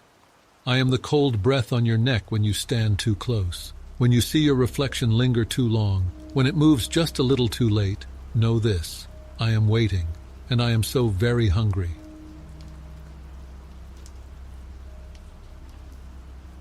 I've been asked why I don't talk about this, why I never mention it. The truth is, it's because I don't want anyone to think I'm crazy. I know what happened. I know what I saw, but there are things in this world that are better left unsaid, things that can change how people look at you. And after everything that happened, I'm not sure I'd blame anyone for thinking I was losing my mind. But I'll tell you anyway, because I need to, because the nightmare still hasn't ended. It was just a weekend like any other. My friends, Matt, Jason, and I were hanging out at my place. We were typical teenagers at the time, all of us trying to find something to entertain ourselves. We'd been bored for hours, mindlessly flipping through channels on the TV, laughing at stupid memes online, and joking about anything that came to our minds. But then, out of nowhere, Jason brought up something we hadn't done in a while. The Ouija board. You know, for fun. At first, we all just kind of laughed it off. I hadn't thought about that game in years. It sounded ridiculous. Honestly, my mom had told me never to mess with things like that.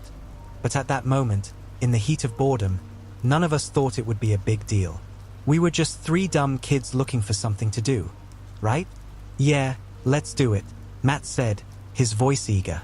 It's just a game. The thing was, Jason had an old Ouija board stashed away in a box under his bed. His uncle had given it to him when he was younger, claiming it was an authentic one, even though we didn't really believe that at the time. Jason brought it over, and we set the board up in the middle of my living room floor, surrounded by candles and dim lights to make it feel more authentic. It was all a joke, or so we thought. Are you sure about this? I asked, half jokingly, trying to make it seem like I wasn't scared. But honestly, a part of me was uneasy. I didn't want to seem like a coward in front of Matt and Jason. Jason just grinned. Don't worry, man. It's all for fun. Nothing's gonna happen. We all sat down around the board, placing our fingers lightly on the planchette. The air felt thick, though it was hard to tell if it was just my imagination. I could hear the clock ticking in the background, each second louder than the last, filling the room with an unnerving rhythm. Is anyone there? Jason asked, his voice half mocking but also tense. We waited. Nothing happened. The planchette didn't move. Well, that's boring, Matt muttered. Maybe we should try asking something else. But before we could make another joke or ask a silly question, something strange happened. The planchette moved, slowly at first, and then faster, as if something, was pushing it from underneath. I froze, my heart skipping a beat. Did you do that? I asked Jason, but his face was just as pale as mine. Matt was staring at the board, his mouth agape. The planchette slid across the board, stopping at yes. My stomach twisted in knots. The air felt colder, like something had just entered the room. The temperature dropped so suddenly that I could see my breath. It wasn't normal. This wasn't a joke anymore. I could feel a presence, something that wasn't supposed to be there. Who are you? Jason asked, his voice now shaking slightly. The planchette moved again, this time spelling out one word. Leave. The room fell silent. I couldn't explain what I was feeling, but it was a gut-wrenching sense of wrongness, like we had crossed some invisible line we shouldn't have. My skin crawled, and I could see the same fear in Matt and Jason's eyes. We all knew something was terribly off. I think we should stop, I said, but my voice sounded distant, as though I wasn't really in control of it. Jason seemed to hesitate for a moment, but then nodded in agreement. We pulled our fingers off the planchette, but it didn't stop moving. It slid across the board again, this time faster, more erratically. The flames of the candles flickered violently as if the air itself was being disturbed. It felt like the room was closing in on us, like the walls were pressing down, and the floor beneath us was shifting. Then, the lights went out, all at once. The sudden darkness was suffocating, and the only sound was the frantic beating of our hearts. We all scrambled to turn on our phones, but the screens flickered, too, glitching as if the power itself was being drained from the room. Get out, a voice whispered from somewhere in the dark. It wasn't any of us. It wasn't even human. It was low, guttural, as if something was speaking from deep within the earth itself. Panic surged through me. I tried to move, but I couldn't. My body was frozen, trapped in place as though some unseen force was holding me back. My breathing became shallow, the air thick and suffocating. Matt screamed.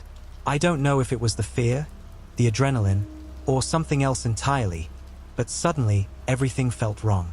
The room, the darkness, the air, it was all wrong. Jason, who had been the one to suggest the board in the first place, was shaking uncontrollably. His eyes were wide, frantic, as he looked around, as if expecting something to appear. And then, something did. A figure, pale and distorted, flickered in and out of existence in the corner of the room. It was like a shadow, but it wasn't. It was wrong. It was too tall, its limbs elongated in unnatural ways, and its face, if you could even call it a face, was a twisted mess of shadows and hollow eyes. It wasn't until Matt screamed again, a sound that ripped through the darkness like a knife, that I realized the figure wasn't just an illusion. It was real. Suddenly, everything became a blur. My heart raced as I tried to move, but the figure was too fast. It darted toward us, its limbs twitching and jerking in unnatural ways. The room was spinning, and I could barely catch my breath. The figure reached out to grab Jason, its fingers like claws, sharp and cold. I don't know what happened after that. Everything went black. I woke up in my bed, disoriented and covered in cold sweat. It took me a few moments to gather my thoughts and realize where I was. The familiar, dimly lit room. The same old posters on the walls. It felt like a dream, like nothing had happened. But I knew something had. My heart was pounding in my chest as if the terror was still with me. I tried to sit up, but the movement felt unnatural, as if I had just woken from something that didn't belong in this world. My phone was beside me, still buzzing with notifications. But as I picked it up, I noticed something strange. The screen was cracked, and the battery was completely dead. I hadn't even been asleep long enough for it to drain that much. Panic began creeping in again. I had to find Matt and Jason. I rushed out of my room, almost tripping over my own feet. The house felt different now, too quiet. The usual creaks of the floorboards were gone. Even the air felt still, like it had been holding its breath. I ran to the living room, where we'd played the Ouija, but it was empty. The candles, still untouched, sat on the floor around the board, which was eerily in place, as though nothing had happened at all. Where were they? What happened? I thought I'd seen Matt, heard him scream. Suddenly, a low growl echoed through the house, sending chills down my spine. I froze, my breath caught in my throat. The sound came from somewhere deep in the house. It was like something was waiting for me, hunting me, and it was getting closer. Without thinking, I sprinted toward the source of the noise. My footsteps echoed in the silence, louder than they should have been. The hallway stretched before me, dark and suffocating, as if the walls themselves were closing in. I turned a corner and nearly stumbled over Matt's body. He was lying on the floor, motionless, his eyes wide open and unblinking. His skin was pale, almost gray, and his mouth hung open, frozen in an expression of pure terror. My chest tightened, and I rushed to his side, shaking him. Matt! Matt! Wake up!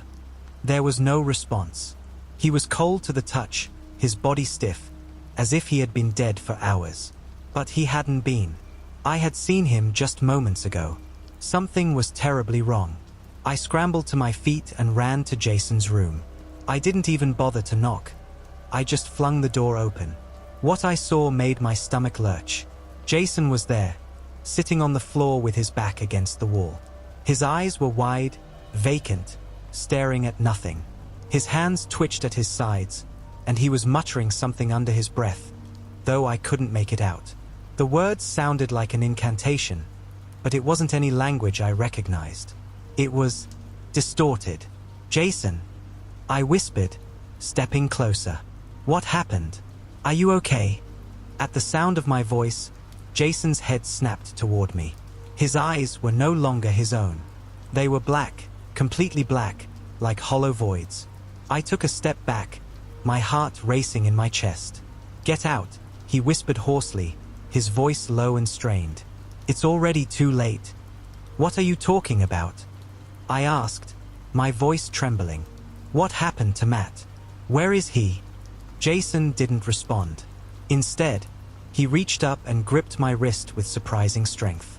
His nails dug into my skin like claws, and I tried to pull away, but it was impossible. His grip tightened, and he pulled me closer to him, his lips curling into a twisted smile that wasn't his own. "I warned you," he hissed. "Now you're mine too." Suddenly, the room seemed to shift. The walls distorted, the floor beneath me felt unstable, and the shadows seemed to take on a life of their own. It was as if the room was no longer a part of this world.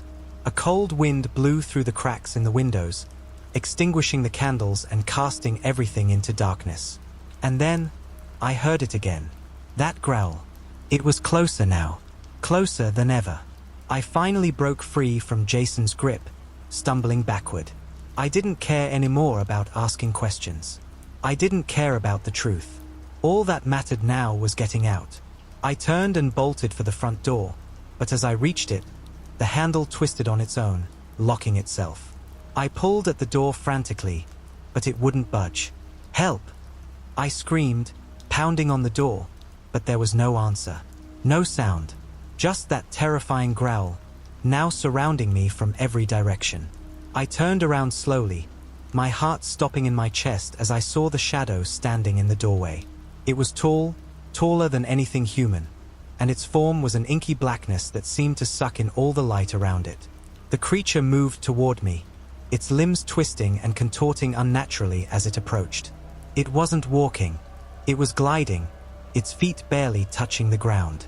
In its hands, it held something that made my blood run cold. It was the Ouija board, the one we had used. It floated in its hands like it was being carried by an unseen force, the planchette moving wildly across it, spelling out words faster than I could read. The letters seemed to bleed into one another, like they were written in blood. And then, it stopped. The letters formed one last message. "Now, you're mine." The creature lunged at me. I stumbled backward, my body heavy with terror, my mind screaming for me to run, to do anything to escape. But the creature was too fast.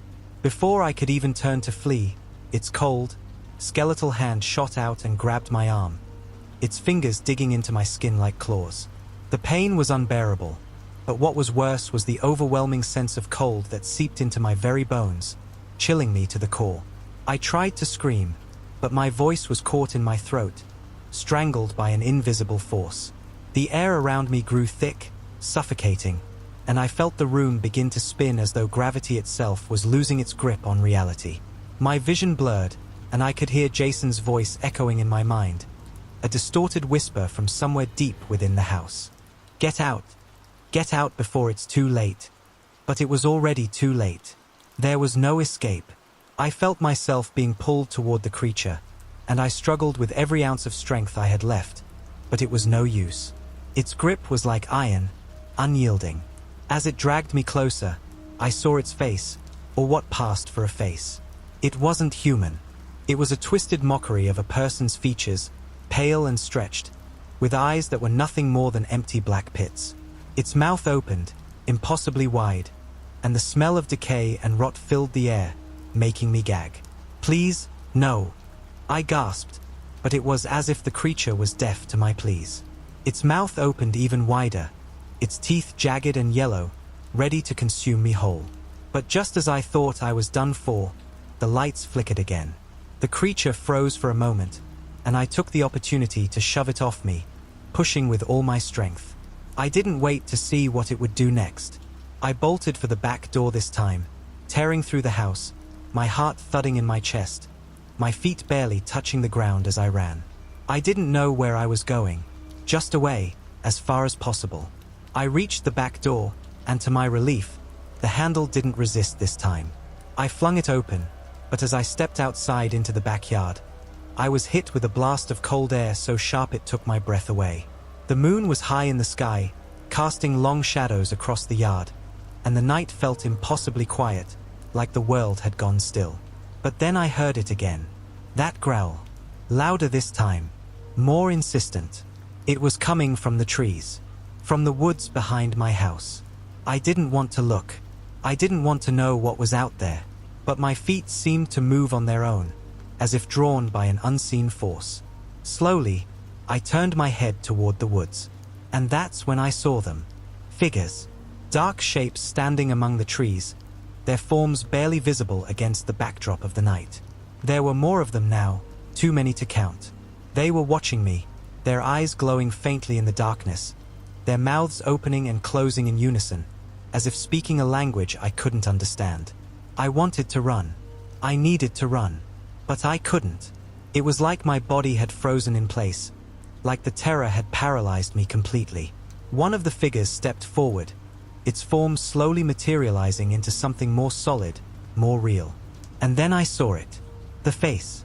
A face I would never forget. It was Jason's face. But it wasn't Jason anymore. It was twisted, warped, as if his very being had been consumed, replaced by something else. The eyes were black, the same as they had been before, and the smile stretched unnaturally wide across his face. "No!" I whispered, my voice breaking. "What happened to you? What did it do to you?" Jason, or whatever was left of him, grinned at me, the corners of his mouth cracking as if the muscles couldn't stretch any further. His voice was hoarse, barely a whisper. "It's not over, you know. You can't escape it. It's already inside you." I shook my head, not wanting to believe him. "No, this isn't real. This can't be real." But it was. It was all too real. The ground beneath my feet began to tremble, and the trees around me began to shift, bending and warping, as if the very earth was being corrupted. The air was thick with the stench of decay, and I felt my lungs burn with every breath I took. The figures in the woods moved closer, their eyes locking onto mine, their movements jerky and unnatural. They were closing in on me. And then, I heard that voice again. The deep, guttural whisper that had haunted me earlier. "Join us." Suddenly, everything went black. When I woke up, I was no longer outside. I was lying on the cold, hard floor of what seemed to be a basement. My head ached terribly, and my vision was blurry. I tried to push myself up, but a sharp pain shot through my ribs, causing me to collapse back down. The darkness surrounding me was suffocating, but I could make out faint outlines of walls, cracked, covered in dirt and old, peeling wallpaper. It was so different from the house I knew. This place, it felt wrong. I took a deep breath, trying to steady myself. The air was thick with something foul, the kind of stench that made your stomach turn, and there was a distant, low hum, like the sound of a machine running, or maybe breathing. I reached for my phone, but it was gone. Panic surged through me, but I pushed it down. I needed to focus. What happened? How did I get here? As I tried to stand up again, I heard a familiar sound, the scrape of wood against stone. The sound of movement. "Matt? Jason?" I called out, my voice hoarse, barely audible. No answer. Then I heard it.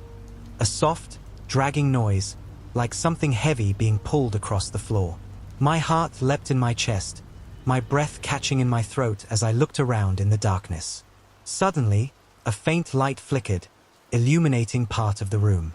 It was an old, rusted lamp, barely casting any glow, but it was enough for me to see the figure standing across the room. It was Matt, but it wasn't Matt. His eyes were wide open, but they were nothing like I remembered. They were black, completely void of any color, and his skin had a sickly, pale hue to it. His mouth was slightly open, but it wasn't him speaking. It was something else. "Leave this place," the voice hissed, but it wasn't Matt's voice. It was guttural, distorted, and filled with malice. The sound seemed to reverberate in my skull, making my head spin. I took a step back, my legs weak beneath me. "Matt? What? What happened to you?" His lips curled into a smile, but it wasn't a smile. It was something twisted, something unnatural. "The more you resist," he whispered, his voice echoing in the empty room, "the worse it will be." I didn't wait. I turned to run, but I was too slow. The figure lunged at me, grabbing me by the shoulders and slamming me against the wall. I could feel the coldness of its touch, the icy fingers digging into my skin like they were trying to tear through me. My body went numb, and I felt the world around me warp, the walls shifting and bending, as though the room itself was alive. I struggled to break free, but I couldn't. The grip was too strong. I tried to scream, but no sound came out. My mind raced with panic as I realized the horrible truth. This wasn't just some nightmare. It was real. I could feel something ancient, something evil, pressing against my chest, suffocating me, drowning me in darkness. The growls from before filled the room again, louder now, shaking the very air. Then, I heard a whisper, soft, almost soothing, like a lullaby. Let it in. It wasn't Matt anymore. It was the creature, the thing that had been following us. I could feel its presence, crawling into my mind, infecting my thoughts. I felt its will, its hunger, pushing me to accept it, to let it take me. And in that moment, I almost did. I could feel my resolve slipping away, my will breaking. I closed my eyes, trying to block it out, trying to fight it. But the darkness was so overpowering. I didn't know if I could hold on much longer. But then, a sudden burst of light pierced through the darkness. I gasped, my eyes snapping open. The light grew brighter, blinding in its intensity. The figure holding me loosened its grip, the coldness fading as the light pushed it back. I could feel the pressure on my chest lifting, the suffocating presence loosening its hold on me. With every ounce of strength I had left, I pushed myself away from the wall, stumbling toward the light. And as I neared it, I saw something I didn't expect. It was a doorway, a wooden door, cracked and ancient, but it was glowing with the same intense light. Without thinking, I rushed toward it, throwing myself through the door. As I passed through, everything went quiet. The growls, the whispers, the crushing darkness, it all faded away. I collapsed onto the cold, hard floor, gasping for breath. For the first time in what felt like an eternity, I was free. But when I looked around, I realized something horrifying. I was back at the house, the same one where it had all started. I wasn't safe. I tried to stand, but my body felt weak, like the air itself was pulling me down. I could hear the whispers again, louder now, filling my mind. And I knew then that no matter how far I ran, no matter what I did, it wasn't over. The door slammed shut behind me. I couldn't move. My limbs felt as though they were made of lead, and every step felt like an eternity. The house around me, once familiar, now seemed like a maze. The walls were distorted, shifting in ways that shouldn't have been possible. Every corner I turned, every doorway I passed, felt like it led to a new nightmare. The air was thick with a sense of dread that clung to me like a second skin. I could still hear those whispers, low, mocking, barely audible, but always present, gnawing at my sanity. I wanted to scream, to shout for help, but my throat was dry, and every word I tried to form came out as a strangled rasp. The darkness around me seemed to swallow any sound, leaving me alone with my thoughts, and the growing realization that whatever was happening wasn't just in my mind. It was real. My heart hammered in my chest as I stumbled through the hallways, my eyes darting around, searching for any sign of escape. But the house seemed endless. No matter which door I opened, no matter which window I looked through, there was nothing but more darkness. I felt like I was trapped in some twisted version of reality, one where the laws of physics and time no longer applied. Then, out of the corner of my eye, I saw something move. I froze, every muscle in my body locking up in terror. The movement was too quick to be real, too erratic. But I knew what I had seen. It was Matt. But it wasn't him. Not really. His face, no, whatever was left of his face, was twisted, distorted beyond recognition. His eyes were wide, vacant, black pits that seemed to stare right through me. His mouth was open, but it wasn't a sound that came out. It was a hiss, a low growl that made the hairs on the back of my neck stand on end. He stepped forward, or rather, he lurched. His movements were jerky, unnatural, like he was being controlled by something else. His body seemed to bend in ways that shouldn't have been possible, and I could hear the cracking of his joints, the sickening sound of bones breaking and reforming as if his very being was being reassembled. Matt! No! This isn't you, I whispered, my voice shaking. Please, tell me you're okay. He didn't respond. Instead, he lunged at me with unnatural speed. His hands, cold and clammy, grabbed my arm, and I felt a surge of ice-cold dread rush through my veins.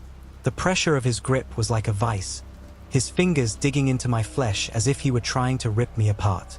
I tried to pull away, but it was useless. His strength was otherworldly, far beyond anything a human should have been capable of. I kicked and screamed, but no one came. There was only the sound of Matt's heavy breathing, the rasping growl that seemed to reverberate from deep within his chest. And then I saw it, the dark figure behind him. It was massive, towering over Matt's distorted form. Its face was a blur of shadows, its eyes glowing red, like burning embers in the darkness.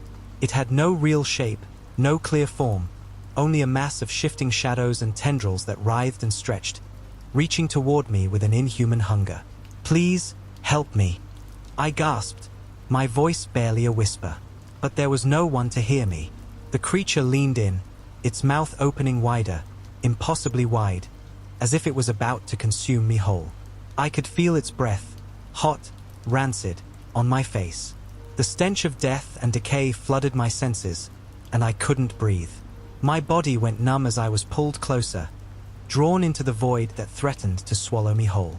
And then, just as I thought I would be consumed, I remembered the door. The door I had passed through earlier. The one that had somehow led me back here. With everything I had left, I pushed against Matt, my legs burning as I kicked out at the creature's tendrils, but nothing seemed to stop it. Desperation surged through me, and I bolted for the door. I didn't care if I was running into another trap. I just needed to get out.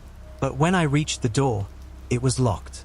Panic exploded in my chest as I rattled the handle, yanking on the door, but it wouldn't budge. The sound of the creature's growls grew louder, more insistent, and the pressure on my chest was unbearable. Then I heard a voice. It was faint, distant, but it was there. "Matt, don't let it go." I whipped around, my heart racing, but there was no one there. No one except Matt. His eyes were locked on mine, but there was something different about him now. A flicker of recognition, of something human, glimmered behind those black eyes. "Matt, please," I begged, my voice shaking. "You have to fight it. Don't let it take you." His mouth moved, but the words didn't come from him. They were from somewhere else. "I can't," he whispered, his voice barely audible, a hollow echo that seemed to resonate in the very air around me. "It's too late." Suddenly, Matt's body jerked, and I saw something even more horrifying than I could have imagined. A black, smoky substance began to pour from his mouth, from his eyes, from every pore in his skin. It was the same substance that had filled the house, the same darkness that had followed us from the moment we'd played with the Ouija board. It was the entity, the demon.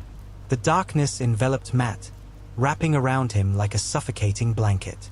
His body twitched and convulsed as the entity took control, his limbs moving in unnatural ways.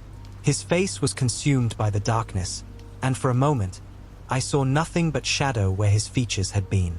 And then, it was gone. Just like that. The darkness receded, and the house fell silent once more. I was alone. I collapsed onto the floor, my hands shaking as I tried to comprehend what had just happened. The house was silent again, eerily so. The suffocating presence that had filled every inch of the space was gone, but it felt like the walls themselves were closing in on me. My heart still pounded in my chest, but there was no longer any sound, no movement. Only the crushing weight of the silence. I stood up slowly, my legs trembling beneath me. I wanted to scream, to let out the fear and confusion that was clawing at my insides, but I didn't. I couldn't.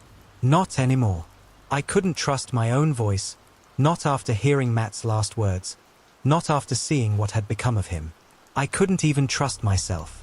I walked down the hallway, each step echoing in the emptiness, the sense of dread growing with every footstep.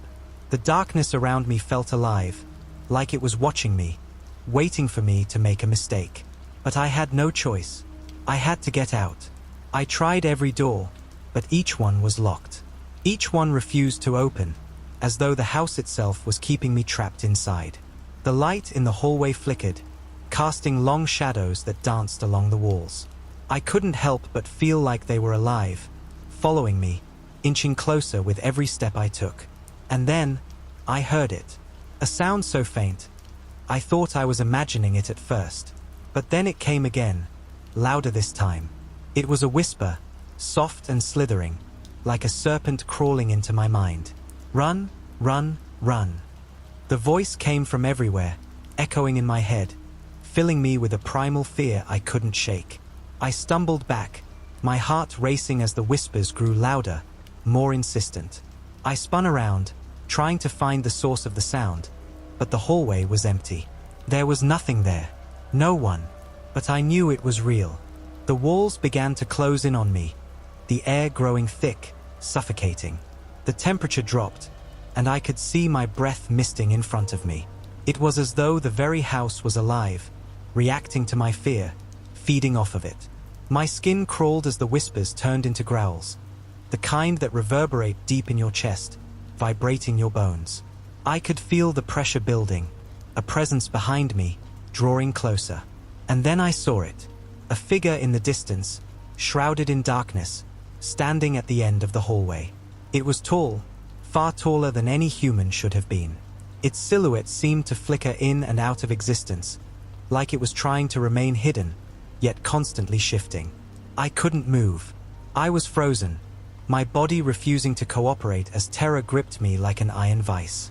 The figure took a step forward, and another. With each step, I could feel the air grow heavier, the weight of its presence pressing down on me, suffocating me. It was coming closer, and I knew, deep down, that it was the thing I had been running from all this time. The entity that had followed us after the Ouija board. It had found me.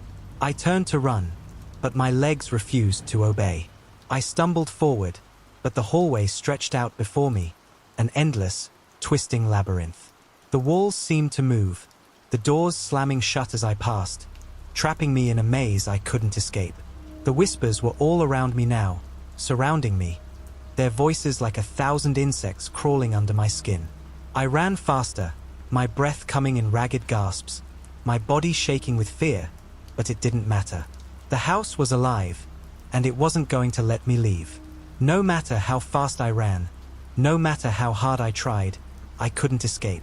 And then, just as I thought I couldn't take it anymore, I saw something that made my heart stop. At the end of the hallway, where the figure had been, was a door. It was the door. The one that had led me back here. The one that had somehow opened to this nightmare.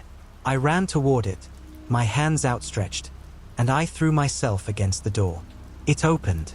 For a moment, I thought I was free. I thought I had made it out. But when I stepped through, I realized I wasn't in the same place. I was in the basement. The same cold, damp basement where I had first woken up. The one that had felt so wrong, so unnatural. I spun around, my heart racing in my chest. The door slammed shut behind me, and I heard the same faint whisper again, this time more insistent. Let it in. I turned to see the figure once more, looming in the shadows, its eyes glowing a deep, menacing red. It was standing at the top of the stairs, staring at me with a gaze so cold, so filled with malice, that it made my blood run cold. I was trapped. There was nowhere to run anymore. And as the figure took another step forward, the darkness around me seemed to pulse, like it was breathing. It was waiting for me, drawing me in, feeding off my fear. I fell to my knees, my mind spinning, the reality of what was happening crashing down on me. I could hear the whispers again, louder now, echoing in my skull. They were all around me, inside me. Let it in. I couldn't escape. There was no way out. And in that moment, I understood. The house wasn't just a place. It was a prison for the damned. And I was its newest inhabitant. I could feel the darkness closing in on me, wrapping itself around my body like a suffocating shroud. The whispers grew louder, more insistent, until they felt like they were inside my very bones. My vision blurred as the shadows swirled around me, thick and oppressive. The figure at the top of the stairs stepped closer, its eyes glowing with that malevolent, otherworldly light. I couldn't escape. I couldn't even move. And then, a voice, clear and sharp, cut through the fog of fear in my mind. "You have to fight it." It wasn't my voice. It was Matt's. I froze. The words reverberated in my mind, and for the briefest of moments, I felt a glimmer of hope. Matt. I remembered the way he had looked at me before everything had gone to hell. There had been something human left in him. Maybe there was still a chance. "Fight it," the voice repeated, this time louder, more forceful. I didn't know how to fight this. How do you fight something that isn't bound by the laws of reality? But I had no choice. If there was a chance, even the smallest one, I had to take it. I couldn't let Matt's sacrifice be in vain. I couldn't let myself become another soul lost to this damnable house. The whispers rose to a deafening crescendo, and the darkness swirled around me like a storm. But I focused on the voice, on Matt's last words. I closed my eyes, blocking out the terror, the overwhelming sense of doom. I had to find the strength to push through it. In that moment, I reached deep into myself, trying to call upon whatever was left of the person I had been before all of this. The boy who had been so naive, who had laughed at the idea of demons and ghosts and things beyond comprehension. I remembered his courage, his defiance. I needed that part of myself now more than ever. "I won't let you win," I whispered through gritted teeth, my voice trembling but resolute. "I won't." The shadows hissed, recoiling as if they hadn't expected my resistance. But they didn't retreat. They swarmed, tightening their grip around me, forcing me to the floor. I could feel their cold tendrils slithering across my skin, sinking into my veins. They wanted to take me. They wanted to consume me, to make me a part of the darkness that had already claimed Matt. But I fought back. With every ounce of strength, every last shred of willpower, I pushed against the darkness. I focused on the door, the only way out. I didn't know if it was real or if it was just another trick, but it was all I had left. I crawled toward it, dragging my body through the suffocating weight of the air, through the twisting, oppressive shadows. The house groaned around me, its walls trembling as if it were alive, fighting to keep me trapped. But I didn't stop. I couldn't. I reached the door. I could hear the figure behind me, its footsteps slow, deliberate, growing louder with each passing second. It wasn't far now. I didn't have much time. I grabbed the door handle, my fingers numb and trembling, and yanked it open. For a moment, nothing happened. The air was still. I couldn't see anything beyond the door, just blackness stretching endlessly in front of me. But then, a crack of light appeared, just a sliver, and the darkness recoiled from it like it had been burned. I stepped through, and then, everything changed. The house was gone. The hallway, the basement, the shadows, they all vanished in an instant. The oppressive weight lifted, and for the first time in what felt like an eternity, I could breathe. I looked around, disoriented, but I was outside. The cool night air filled my lungs, and the stars above shone brightly, as if mocking the horror I had just escaped. I was free, but as I stood there, my heart still racing, something felt off. I turned slowly, and in the distance, I saw it. The house. It stood there, just as it had been before. But now, it was far worse. It was darker, more twisted, its windows like empty eyes staring out at me. I could feel it calling to me. I could feel the darkness still lingering, waiting for me to return. The whispering had stopped, but I knew it wasn't gone. It was always there, lurking just beneath the surface, waiting for a moment of weakness to pull me back into its grip. I wanted to run. I wanted to get as far away from that house as possible. But something stopped me. Matt's face flashed in my mind. That last, pleading look. Let it in. I realized, with growing horror, that the house would never let me go. Not truly. The entity had taken Matt. It had taken so many before him, and it would take countless more. And now, it was waiting for me to return, to open that door once again, to give in, to let it back inside. I looked at the house one last time, and for the first time, I understood what it was. It wasn't just a place. It was a curse, a trap, and I was its latest victim. I didn't know if I could ever escape it, if I could ever truly be free. But one thing was clear, I would never forget.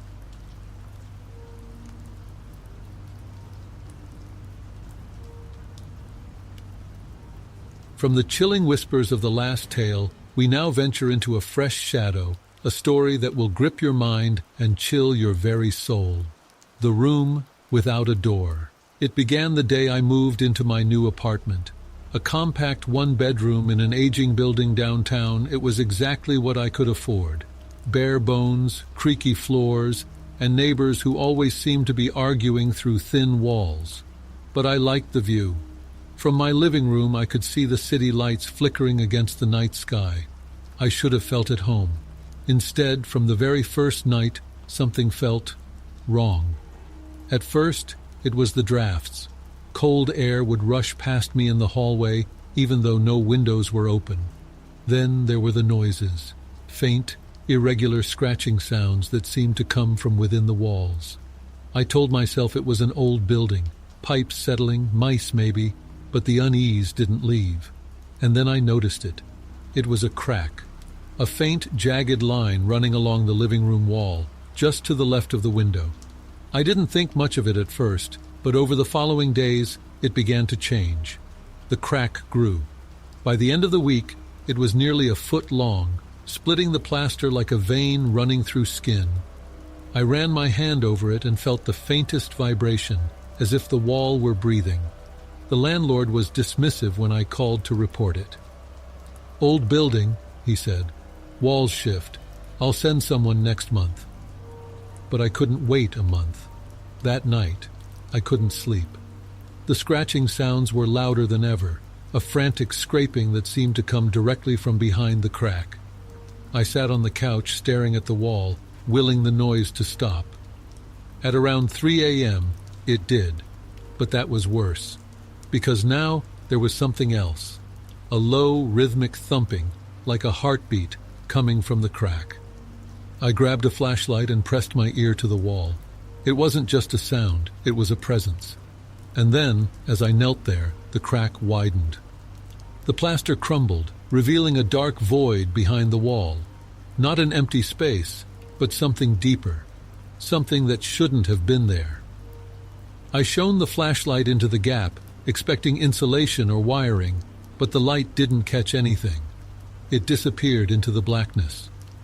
The scratching started again, louder and closer, and as I watched, a pale hand reached out from the void.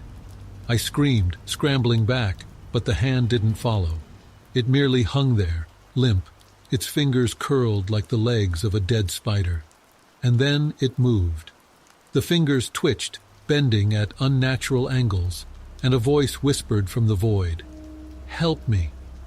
I couldn't move, couldn't breathe. The voice was faint, barely more than a breath, but it was enough to root me to the spot. "Who are you?" I managed to choke out. The hand retreated, disappearing back into the darkness, and the crack began to seal itself. The plaster seemed to flow like liquid, closing over the void until the wall was whole again. By morning, the crack was gone, but the unease remained. Over the next few days, the thumping grew louder, the rhythm pulsing through the apartment like a second heartbeat. Shadows seemed to linger in the corners of the room, darker and denser than they should have been. And then, one night, I woke to find the crack had returned. This time, it was bigger. A gaping fissure ran the length of the wall, revealing a space beyond that wasn't my building, wasn't anything that should have existed. Inside, I could see the outline of a room, its walls lined with shelves holding objects I couldn't make out. And standing in the center of the room was a figure. It was human-shaped, but wrong. Its limbs were too long, its head tilted at an unnatural angle, and its eyes glowed faintly in the darkness. The figure raised a hand and pointed at me. "Come," it whispered. I don't know what possessed me to move closer. The air around the crack was cold, biting, and the space beyond seemed to ripple like water. As I approached, the figure stepped back, beckoning me to follow. I reached out, my hand trembling, and touched the edge of the crack. The wall felt warm, almost alive, and the space beyond seemed to pull at me, drawing me in. "Come," the voice whispered again, louder this time. But as I leaned forward, something sharp scraped against my arm. I yanked my hand back and saw 4 long, jagged marks running down my skin, blood welling from the cuts. The figure in the void let out a low, guttural laugh. "Not yet," it said. I left the apartment the next morning, abandoning my belongings and breaking my lease. I didn't care. But even now in my new place I can still hear it. The scratching, the thumping, and sometimes late at night when the shadows grow too long and the air turns cold, I see the faint outline of a crack running through my bedroom wall.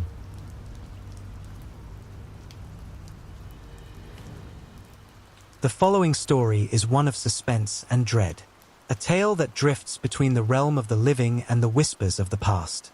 It may not be suited for the faint of heart. I woke up in the middle of the night, the silence suffocating. It felt like the walls of the room were pressing in, whispering secrets I could never understand. The clock on the bedside table read 3:17, a time that always seemed significant, as though the numbers themselves held a message I couldn't grasp. I sat up, shoving the blankets away as an icy draft snaked around my ankles. The window was closed, yet the chill in the room told a different story. The house had always been old, its creaks and groans a familiar symphony. But tonight, it was different. Tonight, the creaks were deliberate. A rhythmic thud echoed from the hallway, followed by what sounded like dragging.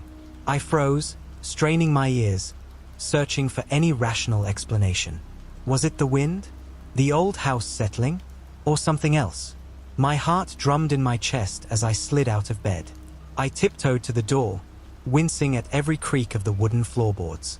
I glanced back at the bed, as if it might offer some protection, but it sat empty, a silent witness to my growing fear. The hallway stretched out in front of me, its end lost in the shadows. A faint light flickered at the far end, an old lamp left on in the living room. The dragging sound came again, closer this time. A chill swept over me, not just from the cold but from the sensation of being watched. I swallowed hard and stepped out, my breath coming in shallow bursts. I passed the closed bathroom door and couldn't help but imagine what might be lurking inside. I dared not open it. I reached the living room and found nothing amiss, the lamp sputtering as if the wick were about to die. The drapes were half closed, letting in slivers of moonlight that painted eerie patterns on the walls. I pressed my hand to the window, expecting it to be cold, but it was warm, unnaturally so. My pulse quickened. A loud bang resonated from behind me, and I spun around just in time to see the shadow move. It was tall, impossibly thin, with limbs that bent at odd angles, like a marionette controlled by a puppeteer with a cruel sense of humor. It took a step forward, and I saw its eyes, 2 black voids that seemed to pull the light from the room. I stumbled backward, my back hitting the wall. The figure tilted its head, as if examining me, then reached out with a hand that ended in long, gnarled fingers. A voice, deep and guttural, rasped from somewhere within its chest. "Help me." I wanted to run, but my legs felt leaden, my mind screaming at me to move, to escape, to wake up from whatever nightmare I had fallen into.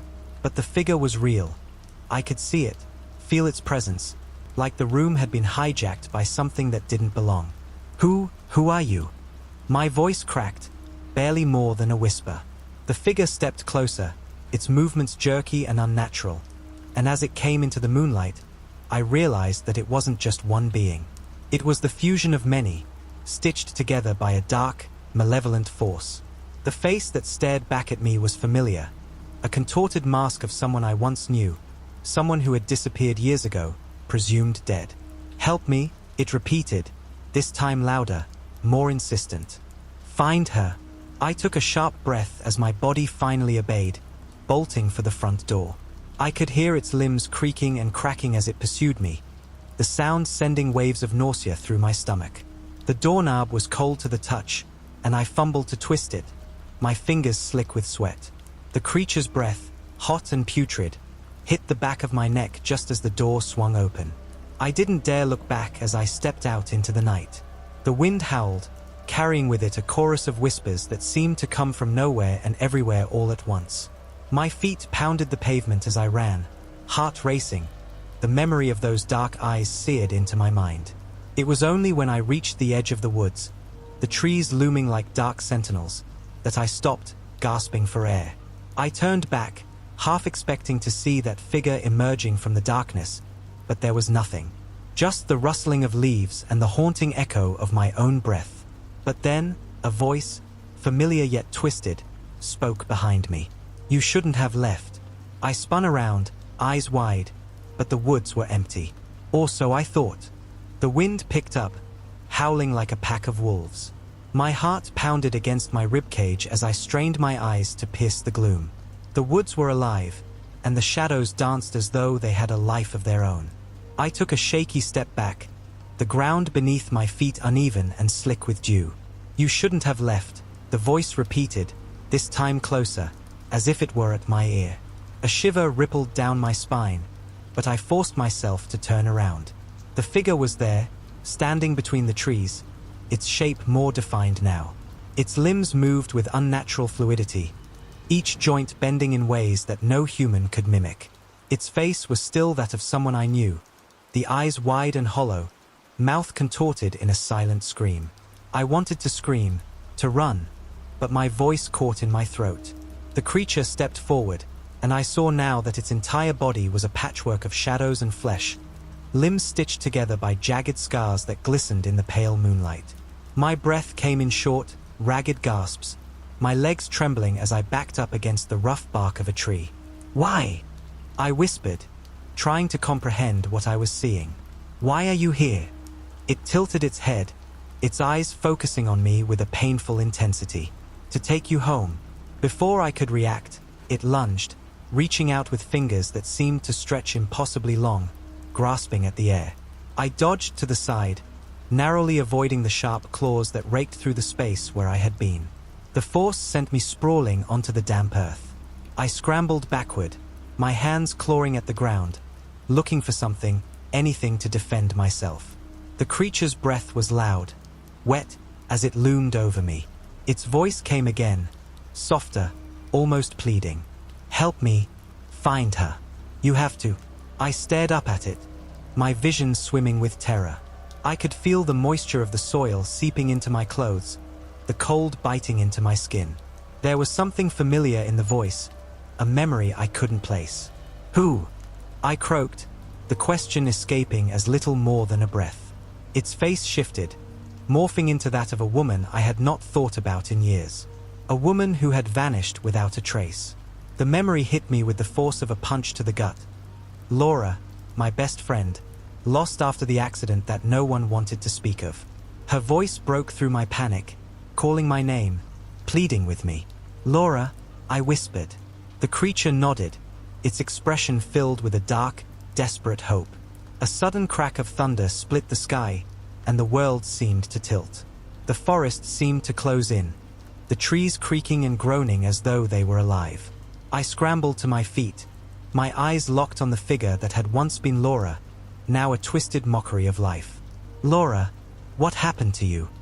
I demanded, but the answer came as a guttural growl that resonated in my bones. It lunged again, and this time I was ready.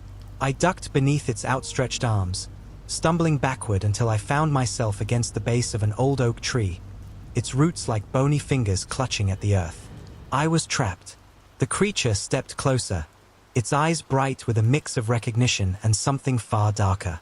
It reached out, and for a moment, I thought it might touch me, might pull me into the darkness that waited behind those hollow eyes. "You have to come with me," it whispered again. "To find her." And then, before I could react, I felt the ground shift beneath me, a rumble that seemed to come from deep within the earth. The roots of the tree cracked and splintered, splitting open like the jaws of a giant beast. I fell backward, hands scrabbling for purchase, but the hole in the ground was relentless, a moor of shadow and noise. The creature's face contorted with an emotion I couldn't name as it reached for me one last time. Its hand caught my wrist, and a searing cold shot through my body, spreading like wildfire. I screamed, but the sound was swallowed by the void. I fell, the last thing I saw being the creature's eyes, the faint trace of a tear that glistened as it slid down its cheek, and a voice that whispered, help me. And then darkness. The sound of rustling leaves and the creak of wood became a sinister melody, an echo that swept through Margot's old, dilapidated house. The storm outside still raged, pounding the windows with gusts of wind and rain as if nature itself were trying to warn her of the danger lurking in the shadows. She sat up on the bed, her heart pounding in her chest as lightning illuminated the room with brief, jagged bursts. The grandfather clock, an ancient contraption of wood and brass that had belonged to her grandfather, marked midnight with an irregular ticking, as if it had a life of its own. Margot knew the house was alive, that its walls had witnessed things no human could bear. When she had moved in 2 months ago, the neighbors had told her stories of disappearances, whispers in the night, and figures with dark eyes that slipped through the hallways. At first, she thought they were just tales meant to scare newcomers, but that night, with the wind hissing and the house creaking as if it were breathing, she realized those stories might be more true than she wanted to believe. The bedroom door slammed shut, and the sound reverberated like a sinister heartbeat through the halls.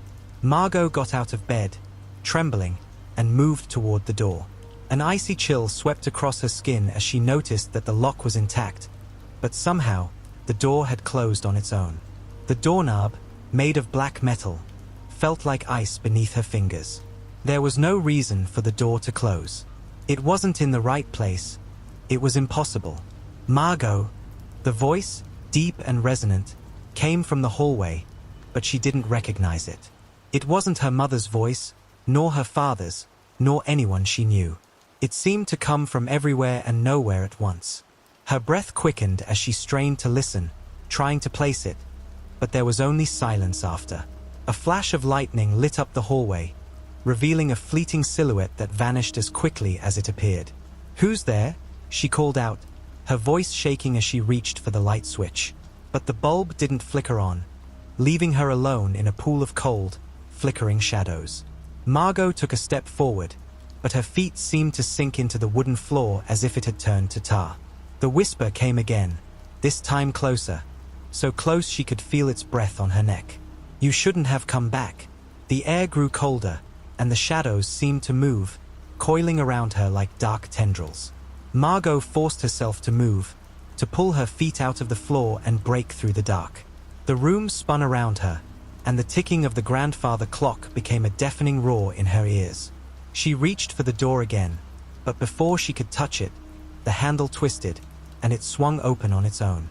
In the hallway stood a figure cloaked in tattered black, with hollow eyes that seemed to stretch into infinity. Its voice, cold and cruel, whispered through the silence. "You've awakened it." Margot tried to scream, but the sound caught in her throat. Her mind raced, remembering the stories of the house, of the figure that never left, of the thing that had been waiting for her to return. The storm outside became a cacophony, blending with the low, guttural growl that echoed through the walls. And then it whispered again, in that same deep, resonant voice. "Now, it begins." The figure stepped forward, and with each movement, the shadows in the hallway seemed to thicken, weaving around its form like a living shroud. Margot stumbled backward, her hands clammy and trembling as she tried to find her voice. The storm outside roared louder, its violent crescendo muffling everything else. The floorboards beneath her creaked and groaned, as if protesting her presence, urging her to flee. But she couldn't move. The figure tilted its head, its hollow eyes fixed on her with a gaze that made her feel as if her very soul was being pierced. It raised one long, skeletal hand, its fingers warped and claw-like, and pointed at her with a slow, deliberate motion. "Margot," it whispered, the sound slicing through the din of the storm like a blade. "It's time." The air around her grew colder, the temperature dropping so rapidly that she could see her breath clouding in front of her. The walls of the hallway seemed to shrink, pressing in on her with an unseen force. She could feel the weight of centuries, of stories told in hushed, fearful tones, pushing down on her as the figure inched closer. With a sudden, desperate burst of courage, Margot lunged forward, scrambling past the figure with her hands outstretched, searching for the door. She didn't know where she was running to, only that she needed to get out. The figure made no sound as she passed, but she felt its presence seeping into her bones, wrapping around her like chains. The hallway was a blur, dark corners, and twisted reflections flashing by. Margot's heart pounded like a war drum in her chest, and her legs threatened to collapse beneath her. She reached the staircase, her fingers scrabbling at the worn wood, and leapt down the steps 2 at a time, the wooden banister splintering under her frantic touch. Outside, the wind screamed, rattling the shutters and whipping the rain against the glass like a frenzied, unseen hand. Margot pushed through the front door, stumbling out into the storm. The night was alive with the sound of the wind, the pounding rain, and something else, something deeper, a low hum that resonated from within the earth itself. She felt a sudden, unexplainable pull, as if the house was calling her back. A voice whispered in her ear, sweet and full of promise. "Margot, come back." No, no, she thought. She couldn't go back. Not now, not ever. But the ground beneath her feet trembled, and with an unnatural force, the house seemed to breathe, shifting and groaning as if it were awakening from a long slumber. The dark figure appeared in the doorway, its silhouette framed by flickering candlelight from within. Its hollow eyes met hers one last time, and for a moment, Margot swore she saw something that resembled a smile. A memory flashed in her mind, a memory of her grandfather's voice, low and gravelly, warning her of the house's curse. "It never leaves," he had said. "It waits. And when it calls, you must never answer." The storm raged around her, the wind tearing at her clothes and hair. But she could see the light, the soft glow of the village in the distance, the warmth of safety that beckoned her forward. She turned, ready to flee, when the whispering started. It came from all around her, soft and insistent. "You cannot escape." She felt the shadow creeping up behind her, curling around her like an oily fog. It whispered her name, and the sound clawed at her sanity. She fell to her knees, her mind spiraling into terror as she heard footsteps approaching from within the house. Heavy, measured steps that were not her own. "Margot," the voice said once more.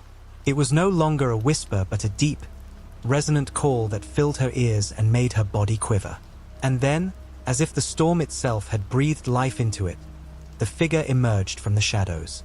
The corners of the world blurred as she reached out to the distant lights of the village, but they were too far, slipping away as the dark consumed everything. The last thing Margot saw was the wide, empty stare of those hollow eyes, and then darkness. Margot awoke in a place that defied explanation. The air was thick, heavy with a damp, earthbound scent that clung to her like a shroud. There were no walls, no ceiling, only an expanse of inky black, shifting and pulsating around her. The sound of her own heartbeat thudded in her ears, a rhythmic drumbeat that seemed to echo from the depths of the void. "Where am I?" she whispered, her voice trembling as it bounced back to her, a cruel mockery. The ground beneath her feet was cold, rough, almost like stone, but it quaked with each heartbeat, as if it were alive. A shiver ran through her as she tried to stand, her body protesting, her limbs weak and uncooperative. She stumbled, fingers scrabbling for purchase on the uneven surface. And then she heard it, an echo, familiar but warped, as if carried on a breath from somewhere far away. "Margot!" She froze, eyes wide, searching the dark. The whisper was coming from somewhere close, a deep, guttural sound that felt as if it had been pulled from the earth itself. Fear pooled in her stomach, cold and sharp. She backed away, tripping over the uneven ground, landing hard with a breath-stealing thud. "Why did you come back?" The voice continued, now unmistakably human, but twisted, its edges frayed with malice. Margot's vision blurred with the sharp sting of tears, but she blinked them away. She pushed herself up, her hands scraping across the rough surface, leaving bloody imprints behind. There, standing before her, was the figure from the house. Its eyes, dark and endless, were now rimmed with an eerie, greenish glow, like the light of a forgotten grave. "It was never meant for you," the figure said, taking a step forward. Each footfall echoed in the nothingness, deep and resonant. Its shape wavered, like a mirage, before solidifying into something more real, more tangible. Margot's breath caught in her throat. Her pulse quickened as memories flooded back, the warnings her grandfather had given her, the stories of the house, the endless nights of whispers and flickering shadows. Her mind spun with thoughts of escape, but the realization sank in like a stone. There was no escape. What are you? She demanded, her voice stronger now, though it trembled with uncertainty. The figure tilted its head again, the eerie smile deepening on its cracked, hollow face. We are the keepers, it said, each word dripping with a weight that made Margot's bones ache. The guardians of what was promised. The price of curiosity, of trespassing where none should. Margot's vision flickered, and she saw, for just a heartbeat, a scene play out in the darkness. A room, a candle flickering, and a hand, her own, trembling and reaching for an old, worn key. The memory of that night replayed like a cruel twist of fate, and she gasped, clenching her fists against her temples. The key. No, she whispered. I didn't. I couldn't have known. But you did, the figure said, the sound of it like gravel being crushed underfoot. It reached out a long, bony hand and touched her cheek, the chill of its fingers seeping into her skin. Now you must pay. Suddenly, the ground quaked with more force, and Margot stumbled backward, collapsing to her knees. The blackness around her shifted, giving way to whispers that came from all sides, a chorus of voices that spoke in a language older than time. The figure stepped closer, its eyes burning with a light that seared the darkness. Margot's vision blurred, and for a moment, she thought she saw her own reflection within those eyes, screaming, terrified, pleading. And then she felt it. The first touch of ice-cold tendrils curling around her ankles, creeping up her legs, entwining her body with a suffocating embrace. They tightened, dragging her down, pulling her into the abyss. She screamed, the sound lost amidst the cacophony of whispers and distant, mocking laughter. Help, she shouted, her voice barely audible over the storm, now howling within this dark realm. But no one answered. The tendrils tightened their grip, dragging her further into the darkness, and all she could do was close her eyes and surrender to the terrible, inevitable pull. And as the last trace of her consciousness faded, a single thought burned brightly in her mind. It was never meant for her. The echoes of her screams reverberated into the silence, swallowed by the endless dark. And then, nothing. Margot's consciousness flickered in the abyss, a lone spark on the edge of extinguishment. But then, something changed. A sound, a soft, barely perceptible hum, drew her attention. It was different from the cacophony, a melody familiar and fragile, almost like a lullaby. Her senses, dulled and fractured, sharpened for just a moment as the hum grew louder, more defined. The tendrils that had wrapped around her seemed to recoil, shuddering as if in pain. She could feel them loosening, the grip on her ankles and legs weakening, slipping like a tide retreating from the shore. Margot gasped, drawing in a ragged breath as her body was pulled up from the dark, back toward the faint glimmer of consciousness. The whispering ceased, and the laughter, so sharp and hollow before, was replaced by a sudden, stifled silence. Margot, the voice, soft and reassuring, echoed through the stillness. It was not the twisted voice from before. This voice was warm, grounding, even tender. She opened her eyes, the darkness still clinging to her like smoke. But now, there was a light, soft and gold, growing from somewhere within her. The tendrils had retreated, now only thin, lifeless cords that hung like broken vines. And there, in the light, was the figure. It was no longer a monstrous shadow, but a familiar shape, one she recognized instantly. "Grandfather," she whispered, her voice hoarse, disbelieving. The old man stood before her, his eyes kind and understanding, but filled with an unspoken sorrow. "It's time to break the promise, Margot," he said, stepping forward. His hand reached out, brushing the hair from her face with the same gentleness she remembered as a child. "But, the house," she murmured, a shiver racking her frame. "What's happening? I don't understand." He looked into her eyes, and in that moment, she saw everything, every story, every warning, every truth that had been hidden in whispers and half-remembered dreams. The house, the key, the ritual, it was all meant to guard, to bind something that should never have escaped. He had hoped to shield her from it, but the price had been exacted, one way or another.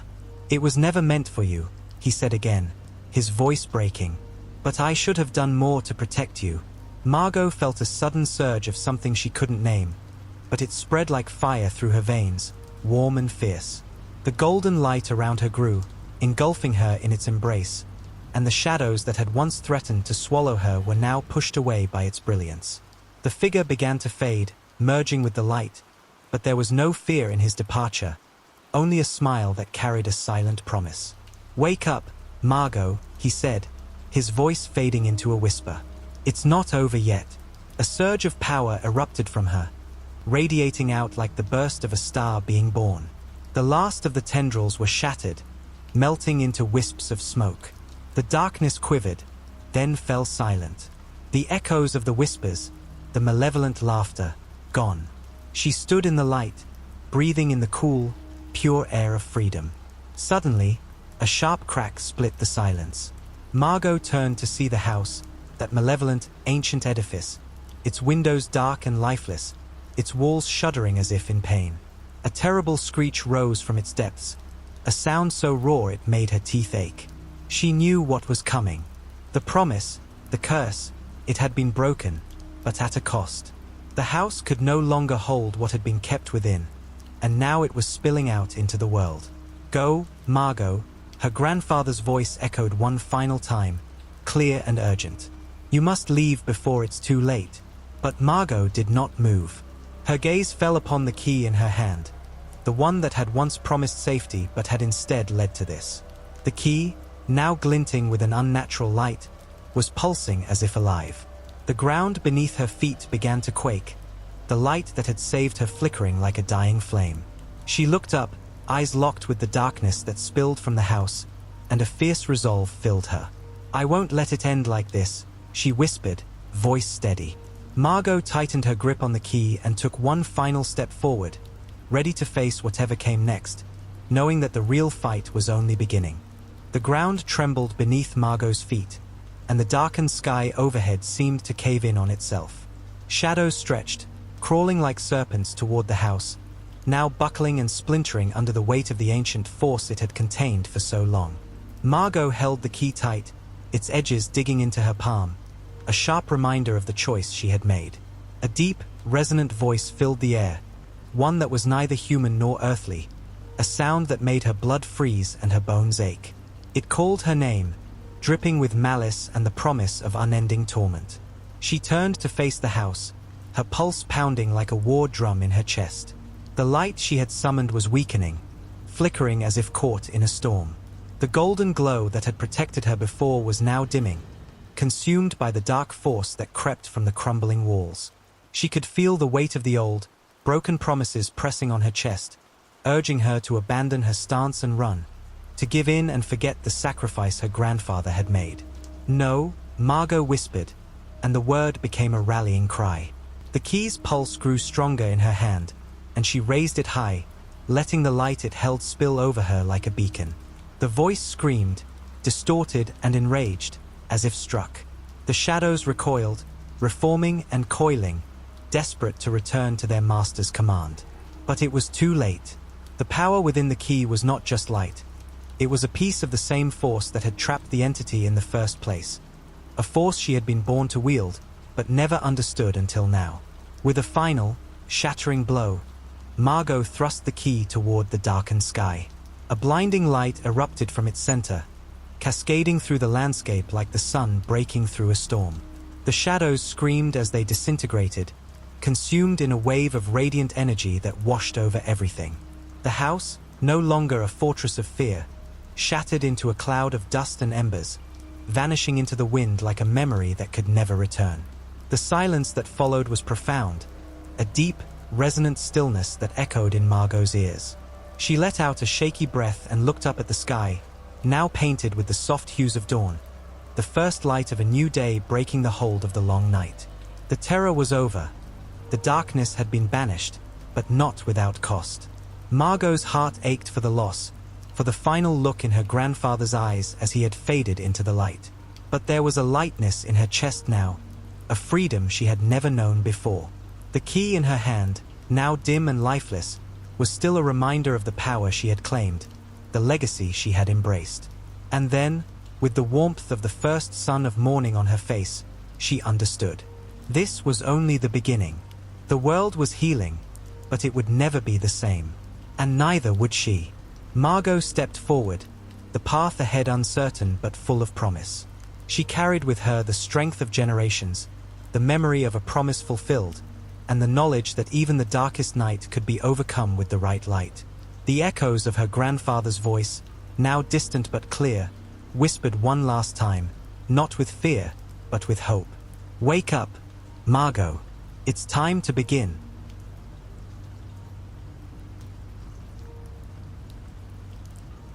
Another veil lifts, another shadow calls. Let us travel now to a desolate stretch of road where the living and the dead collide in eerie whispers. The long stretch, the highway was known locally as Root Vale. Its reputation was as old as the cracked asphalt and as dark as the forest it cut through. Everyone in town had a story. A trucker who vanished without a trace, a hitchhiker seen one moment and gone the next. I never believed any of it. Not until that night. I was driving home late, the moon a faint sliver behind a veil of clouds. The forest on either side of the road loomed like a wall, and the headlights barely pierced the suffocating darkness. It started with the radio.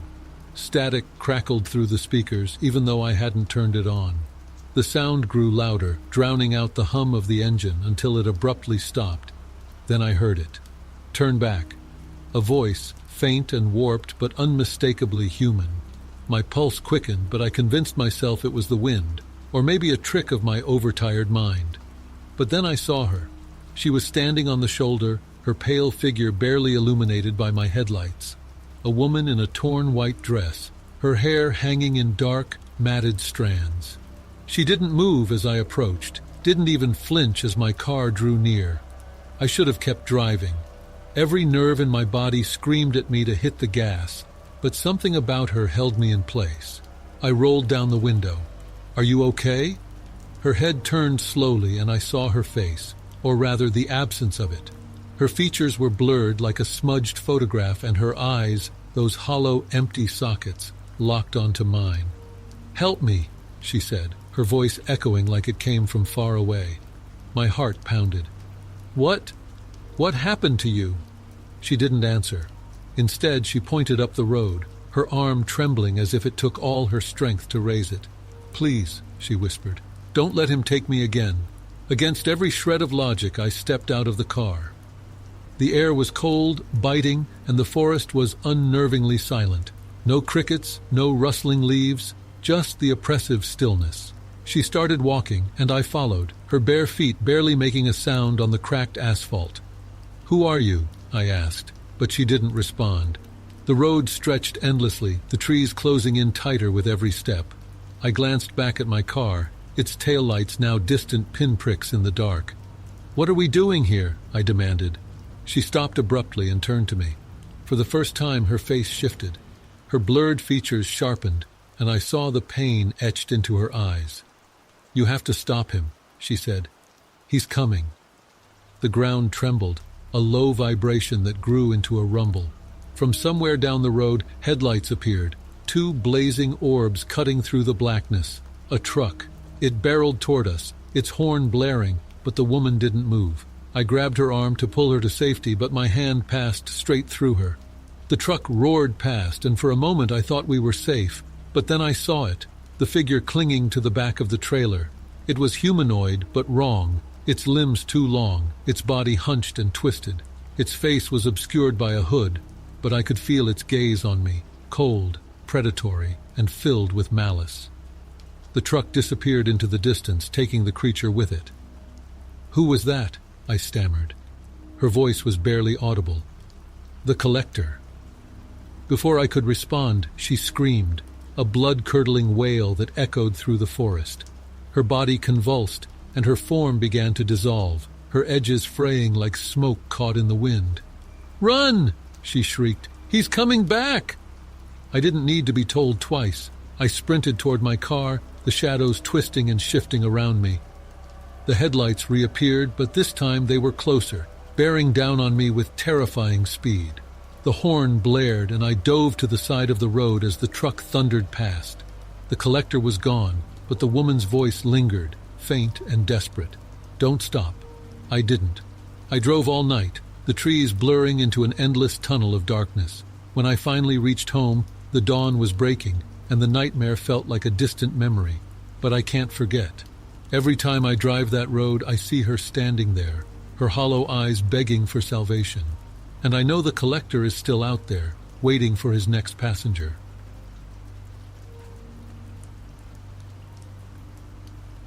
Through the Darkness. Part 1. The Pattern. The city never sleeps. It never has. Its pulse beats through the concrete veins of every street, alley, and building. There's a hum that you can feel at the back of your skull, a constant undercurrent of noise.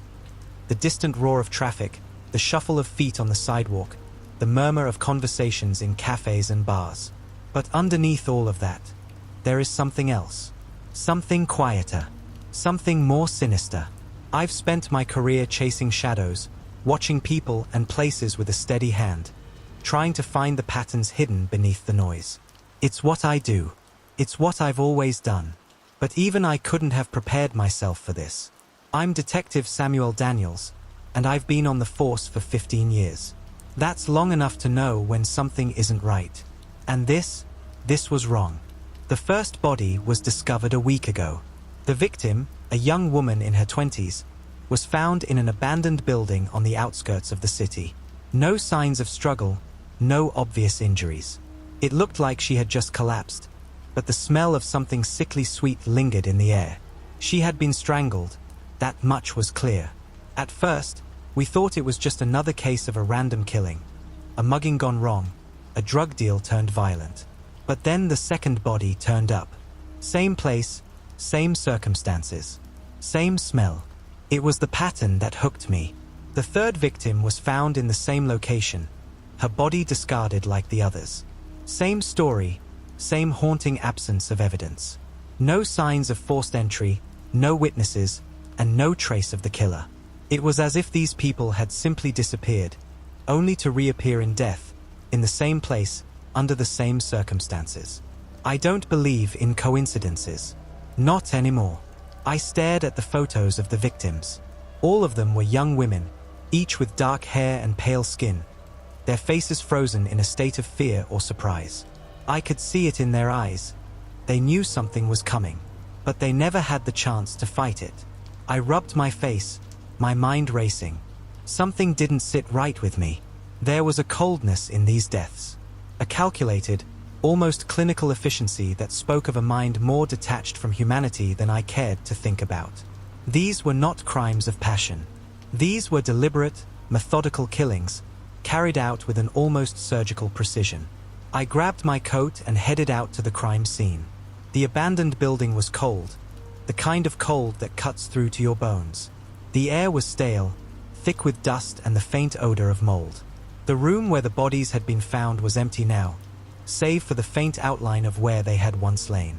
Yellow police tape still crisscrossed the doorframe, and the remnants of chalk outlines marked the floor. I could see the traces of blood that had been scrubbed away but never truly erased. And the smell, it lingered, a faint, cloying sweetness that made my stomach churn. It was like the smell of something rotting, something forgotten. I crouched down and ran my hand over the floor, trying to find something, anything, that could give me a lead. There was nothing, just dust and dirt. But I wasn't going to give up so easily. I stood up and walked deeper into the building, scanning every inch of it, hoping to find something that would tie this place to the killer. I could feel the weight of the darkness pressing in on me. "Detective," one of the officers called. "You might want to see this." I followed him down the hall, my steps slow and deliberate. When we reached the back room, I saw it. A single piece of paper, pinned to the wall with a rusty nail. The edges were frayed, and the ink had faded with time. But the message was clear. "I'm watching you." My heart skipped a beat. It was the same message that had appeared at the scene of every victim so far, scribbled hastily on scraps of paper, left behind like a taunt. It was like the killer was playing a game with us, daring us to catch him. "Any prints?" I asked, already knowing the answer. "No, sir. Nothing," I cursed under my breath. "No prints, no witnesses, no DNA. Nothing that could lead us to the bastard behind this." It was as if he wanted us to find these messages but made sure there was no trace of himself left behind. "Who was the last victim?" I asked, trying to keep my mind focused. Her name was Rachel Hall. Early 20s. Lived a few blocks from here. I glanced at the picture again. Rachel Hall had the same dark hair and pale skin as the others. She could have been anyone. My sister, my daughter, a friend. The realization hit me harder than I expected. These weren't just random victims. These were people. People I could have known. I rubbed my eyes and sighed. I needed to think. I needed to get a grip.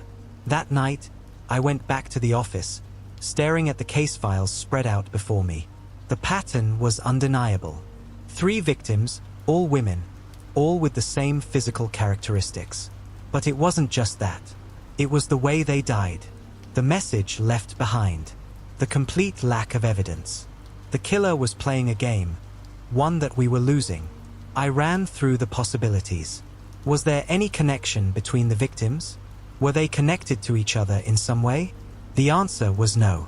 They had no criminal records, no history of involvement with dangerous people. They had no reason to be targeted. At least, not on the surface. But the deeper I dug, the more I began to see the cracks. The first victim, Jessica, had a sister who worked at a local bar. The second, Olivia, had a boyfriend who was rumored to have connections to the underground drug trade. And Rachel? Rachel had been known to frequent a strip club late at night, but no one knew exactly why. There were whispers, rumors, but no hard evidence. Maybe the victims had been chosen at random. Maybe they were just in the wrong place at the wrong time. Or maybe the killer was more methodical than we thought. But there was one thing that stuck with me. The message. "I'm watching you." That wasn't just a warning. It was an invitation. The killer wanted us to know he was out there. He wanted us to feel the weight of his gaze, the constant pressure of knowing he was somewhere, watching, waiting. And that made him dangerous. More dangerous than I could have imagined. Part 2. The Descent. The days passed in a blur. The case consumed me like a fire. I could feel it gnawing at the edges of my thoughts, tugging at the thread of my sanity, threatening to unravel everything I thought I knew. Each new piece of information I uncovered only deepened the mystery. I started seeing patterns in everything, subtle connections, hints, whispers in the dark. But the truth? The truth remained just out of reach, like a shadow you can't quite catch, no matter how fast you run.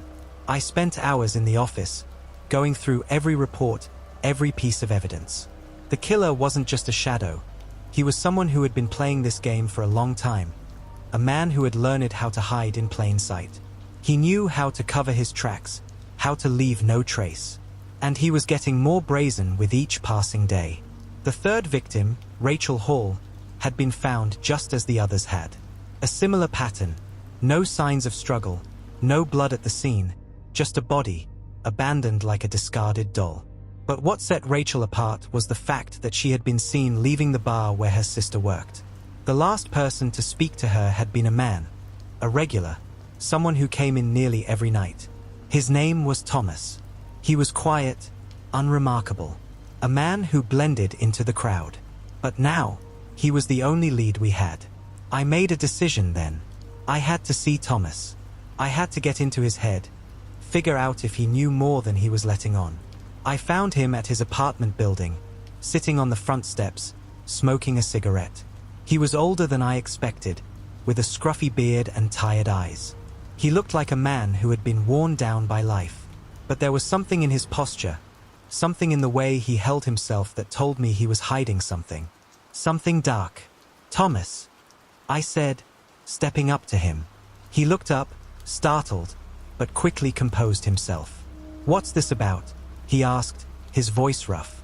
"I need to ask you a few questions about Rachel Hall," I said, keeping my tone professional. "She was seen leaving the bar the night she disappeared. You were one of the last people to see her." His face hardened, and for a moment, I thought he was going to tell me to go to hell. But instead, he just flicked the cigarette away and stood up. "Come on inside," he said, gesturing toward the door. "I don't know what you're looking for, but I'll talk." Thomas's apartment was small, sparsely furnished. It smelled of stale beer and the faint scent of something old, something rotting in the corners. The walls were bare, save for a few framed photographs of him and friends, laughing, drinking, pretending to be happy. There was a sense of abandonment in the place, a feeling of stagnation. It was as if Thomas had been living in limbo, suspended between the life he once had and the one he'd somehow let slip away. We sat across from each other at a small table. I could tell he was nervous, his hands shaking slightly as he fiddled with the edges of his sleeves. But I didn't trust his nerves. I knew that look, the one that said someone was hiding more than they were letting on. "I don't know what you think you're going to find," Thomas said, his voice a little too calm. "I don't know Rachel like that. She came into the bar a few times. That's it." I studied his face, looking for any sign that he was lying. There was nothing overt, but the way he wouldn't look me in the eye, the way his fingers twitched, told me everything I needed to know. He was nervous. Too nervous. "Rachel's dead, Thomas," I said, leaning forward. "And I think you know more about it than you're letting on."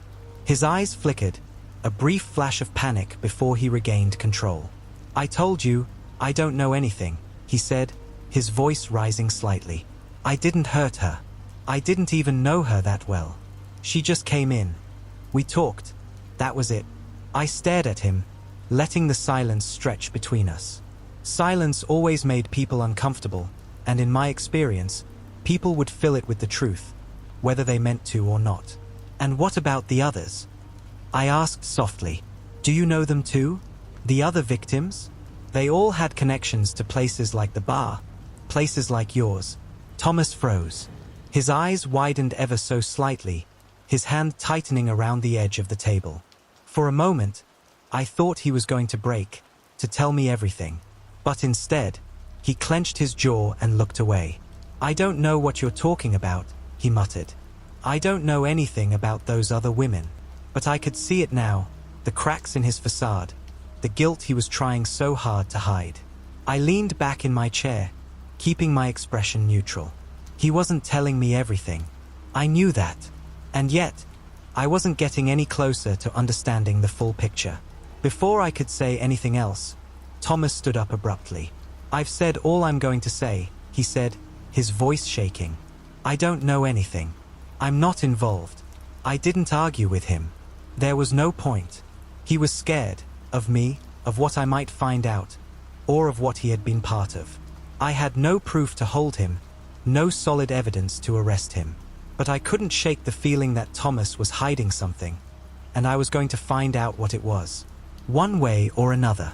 I left his apartment without saying another word. As I stepped out onto the street, I felt the weight of the city pressing in on me. It felt different now, as though I were walking through a world that was starting to shift, starting to unravel. The case had become more than just a job. It had become an obsession.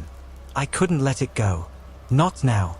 Not when I was so close to the truth. That night, I lay awake in my apartment, staring at the ceiling, replaying the conversation with Thomas in my head. Something didn't sit right with me. The pattern, the victims, the messages, they were all connected. But I was missing something. There was a piece of the puzzle that I hadn't seen yet. I reached for my phone, opened the file on the victims again, and started scrolling through the details. The more I read, the more the pieces seemed to fit together. Each victim had been connected to a place, a person, a night out, something that tied them to the bars, to the streets where Thomas lived. And then it hit me. What if Thomas wasn't the killer? What if he was just another victim? Someone else had been orchestrating this.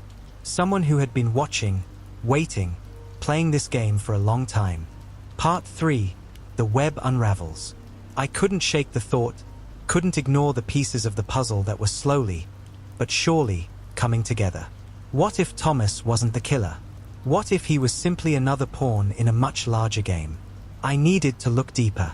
I needed to understand how everything was connected, how the victims, the bars, the locations, all of it tied back to something far more sinister than I had initially realized.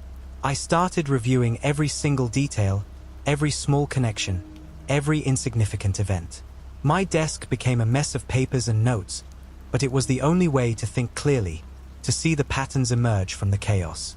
I looked at the locations the victims had frequented, the clubs, the bars, the streets where they'd been seen last. And the more I dug into it, the more I realized how eerily similar each place was. They were all places of transition, bars where people came and went, streets where people walked alone, and clubs where the crowds were too big for anyone to notice the odd behavior. The first victim, Alicia Ford, had been seen leaving a bar in the city center late at night. She had been seen with a man, but there was no record of who that man was. The second victim, Emily Turner, had been at a different bar, but the details were almost identical. Both victims had interacted with someone, a man they didn't know, someone who disappeared into the crowd. I spent hours tracing the history of these bars and clubs, finding out who owned them, who worked there, and who frequented them. Then I stumbled upon a connection I hadn't anticipated. A single name kept cropping up, someone I hadn't seen in any of the initial reports. It was a man named Jack Myers. Jack Myers was listed as an occasional patron at almost every bar where a victim had been last seen. He wasn't just some random stranger who showed up. He was a fixture in these places. But there was no record of him being involved in any prior incidents, no criminal background, no obvious link to any of the victims, at least not until now. The more I looked into him, the more unsettling it became. He wasn't a frequent visitor to the bars, but his presence was enough to make an impact. And what struck me was the timing of his visits. He would always show up just before the victims disappeared. Every time, without fail. And when the victims were found, his name was nowhere to be found. I needed to know more about this Jack Myers, and I had to act fast. If there was one thing I knew, it was that time was running out. The killer, or whoever was pulling the strings, was growing bolder. I could feel it in my bones, the tension in the city, the sense of dread that was slowly taking hold of everyone. The next morning, I drove out to the first bar where Jack Myers had been seen. The bar was a dimly lit dive on the outskirts of town, a place where the air was thick with cigarette smoke and the hum of distant conversation. It wasn't much to look at, but it had been the last place where Alicia Ford had been spotted. I walked inside, scanning the room. The bartender, an older man with a graying beard, gave me a cursory glance before nodding in my direction. "Can I help you?" he asked, his voice gravelly from years of smoking. "I'm looking for someone," I said, my eyes scanning the dimly lit corners. "Jack Myers. He was a regular here." The bartender stiffened. There was something in his eyes, something that said he knew exactly who I was talking about. He hesitated before answering. "Jack? He comes in now and then," he said. "Not much of a talker, but when he does, people notice. He's got this presence, you know?" I leaned in, trying to gauge his reaction. "Did he know any of the victims?" I asked, watching him carefully. The bartender's eyes flickered with unease, but he kept his composure. "I'm not sure. He talked to a lot of people, but he kept to himself mostly. If you're asking if he was involved in anything bad, I wouldn't know. He didn't come around after Alicia." I could feel the tension in the room grow. There was something the bartender wasn't telling me. I pressed him further. "After Alicia? What do you mean?" The bartender's expression shifted, and he looked around as though making sure no one else was listening. "After she disappeared. Jack didn't show up for weeks after that. And then he came back, but it was different. I don't know how to explain it, but there was something off about him. That was all I needed to hear. There was more to Jack Myers than anyone was letting on, and I was going to find out what." Later that night, I managed to track down the last known address for Jack Myers, a rundown apartment on the edge of town. It was a quiet, nondescript building, one of those places where no one really paid attention to who lived there. I stood outside for a while, watching the windows, waiting for any sign of movement. And then, just as the sky began to darken, I saw him. Jack Myers walked into the building, his gait slow but purposeful. He didn't seem to notice me, didn't seem to be in a hurry. But something about his demeanor set my nerves on edge. There was an air of finality about him, like he was about to make a move he couldn't undo. I waited a few moments before following him inside. The building's hallway was silent, the walls thick with the scent of mildew and neglect. I could hear the faint sound of Jack's footsteps echoing down the corridor. I was close now, so close that I could almost feel the answers slipping through my fingers. I reached the door to his apartment and knocked. There was no answer. I knocked again, louder this time. Still nothing. I pressed my ear to the door, listening for any sign of movement inside. But all I could hear was the faint sound of breathing. Slow, steady, almost as if he were waiting for me. I knocked once more, but this time, I didn't wait. I pushed the door open, my gun drawn, ready for whatever I would find. The apartment was empty, except for a single chair facing the wall. It was an old wooden chair, the kind you would see in a schoolroom. And sitting on the chair was a piece of paper, folded neatly, addressed to me. I didn't need to read the letter to know what it meant. The killer, or whoever was orchestrating this, had known I would come.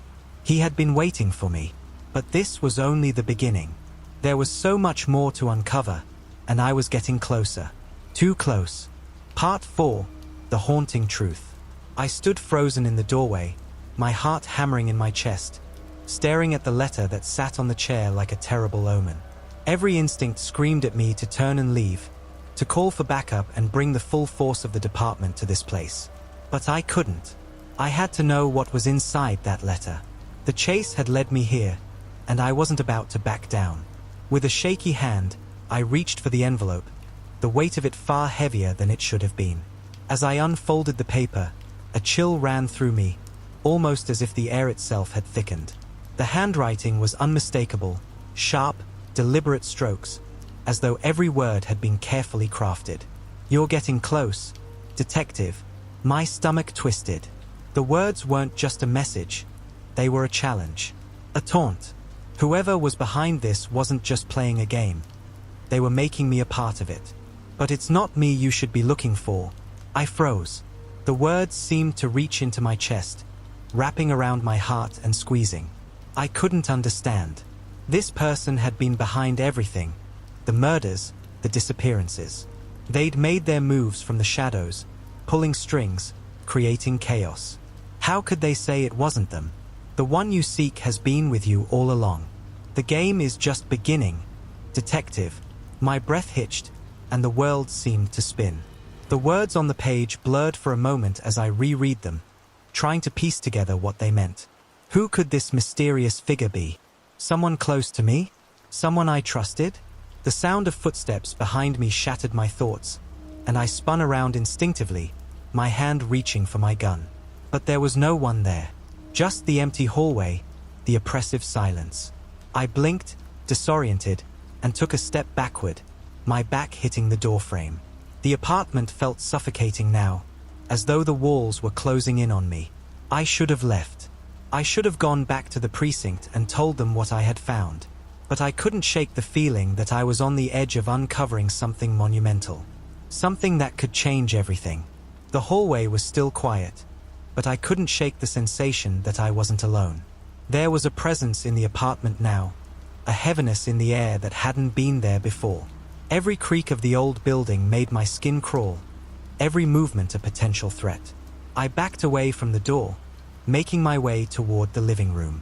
My eyes darted across the dimly lit space, scanning for anything out of place.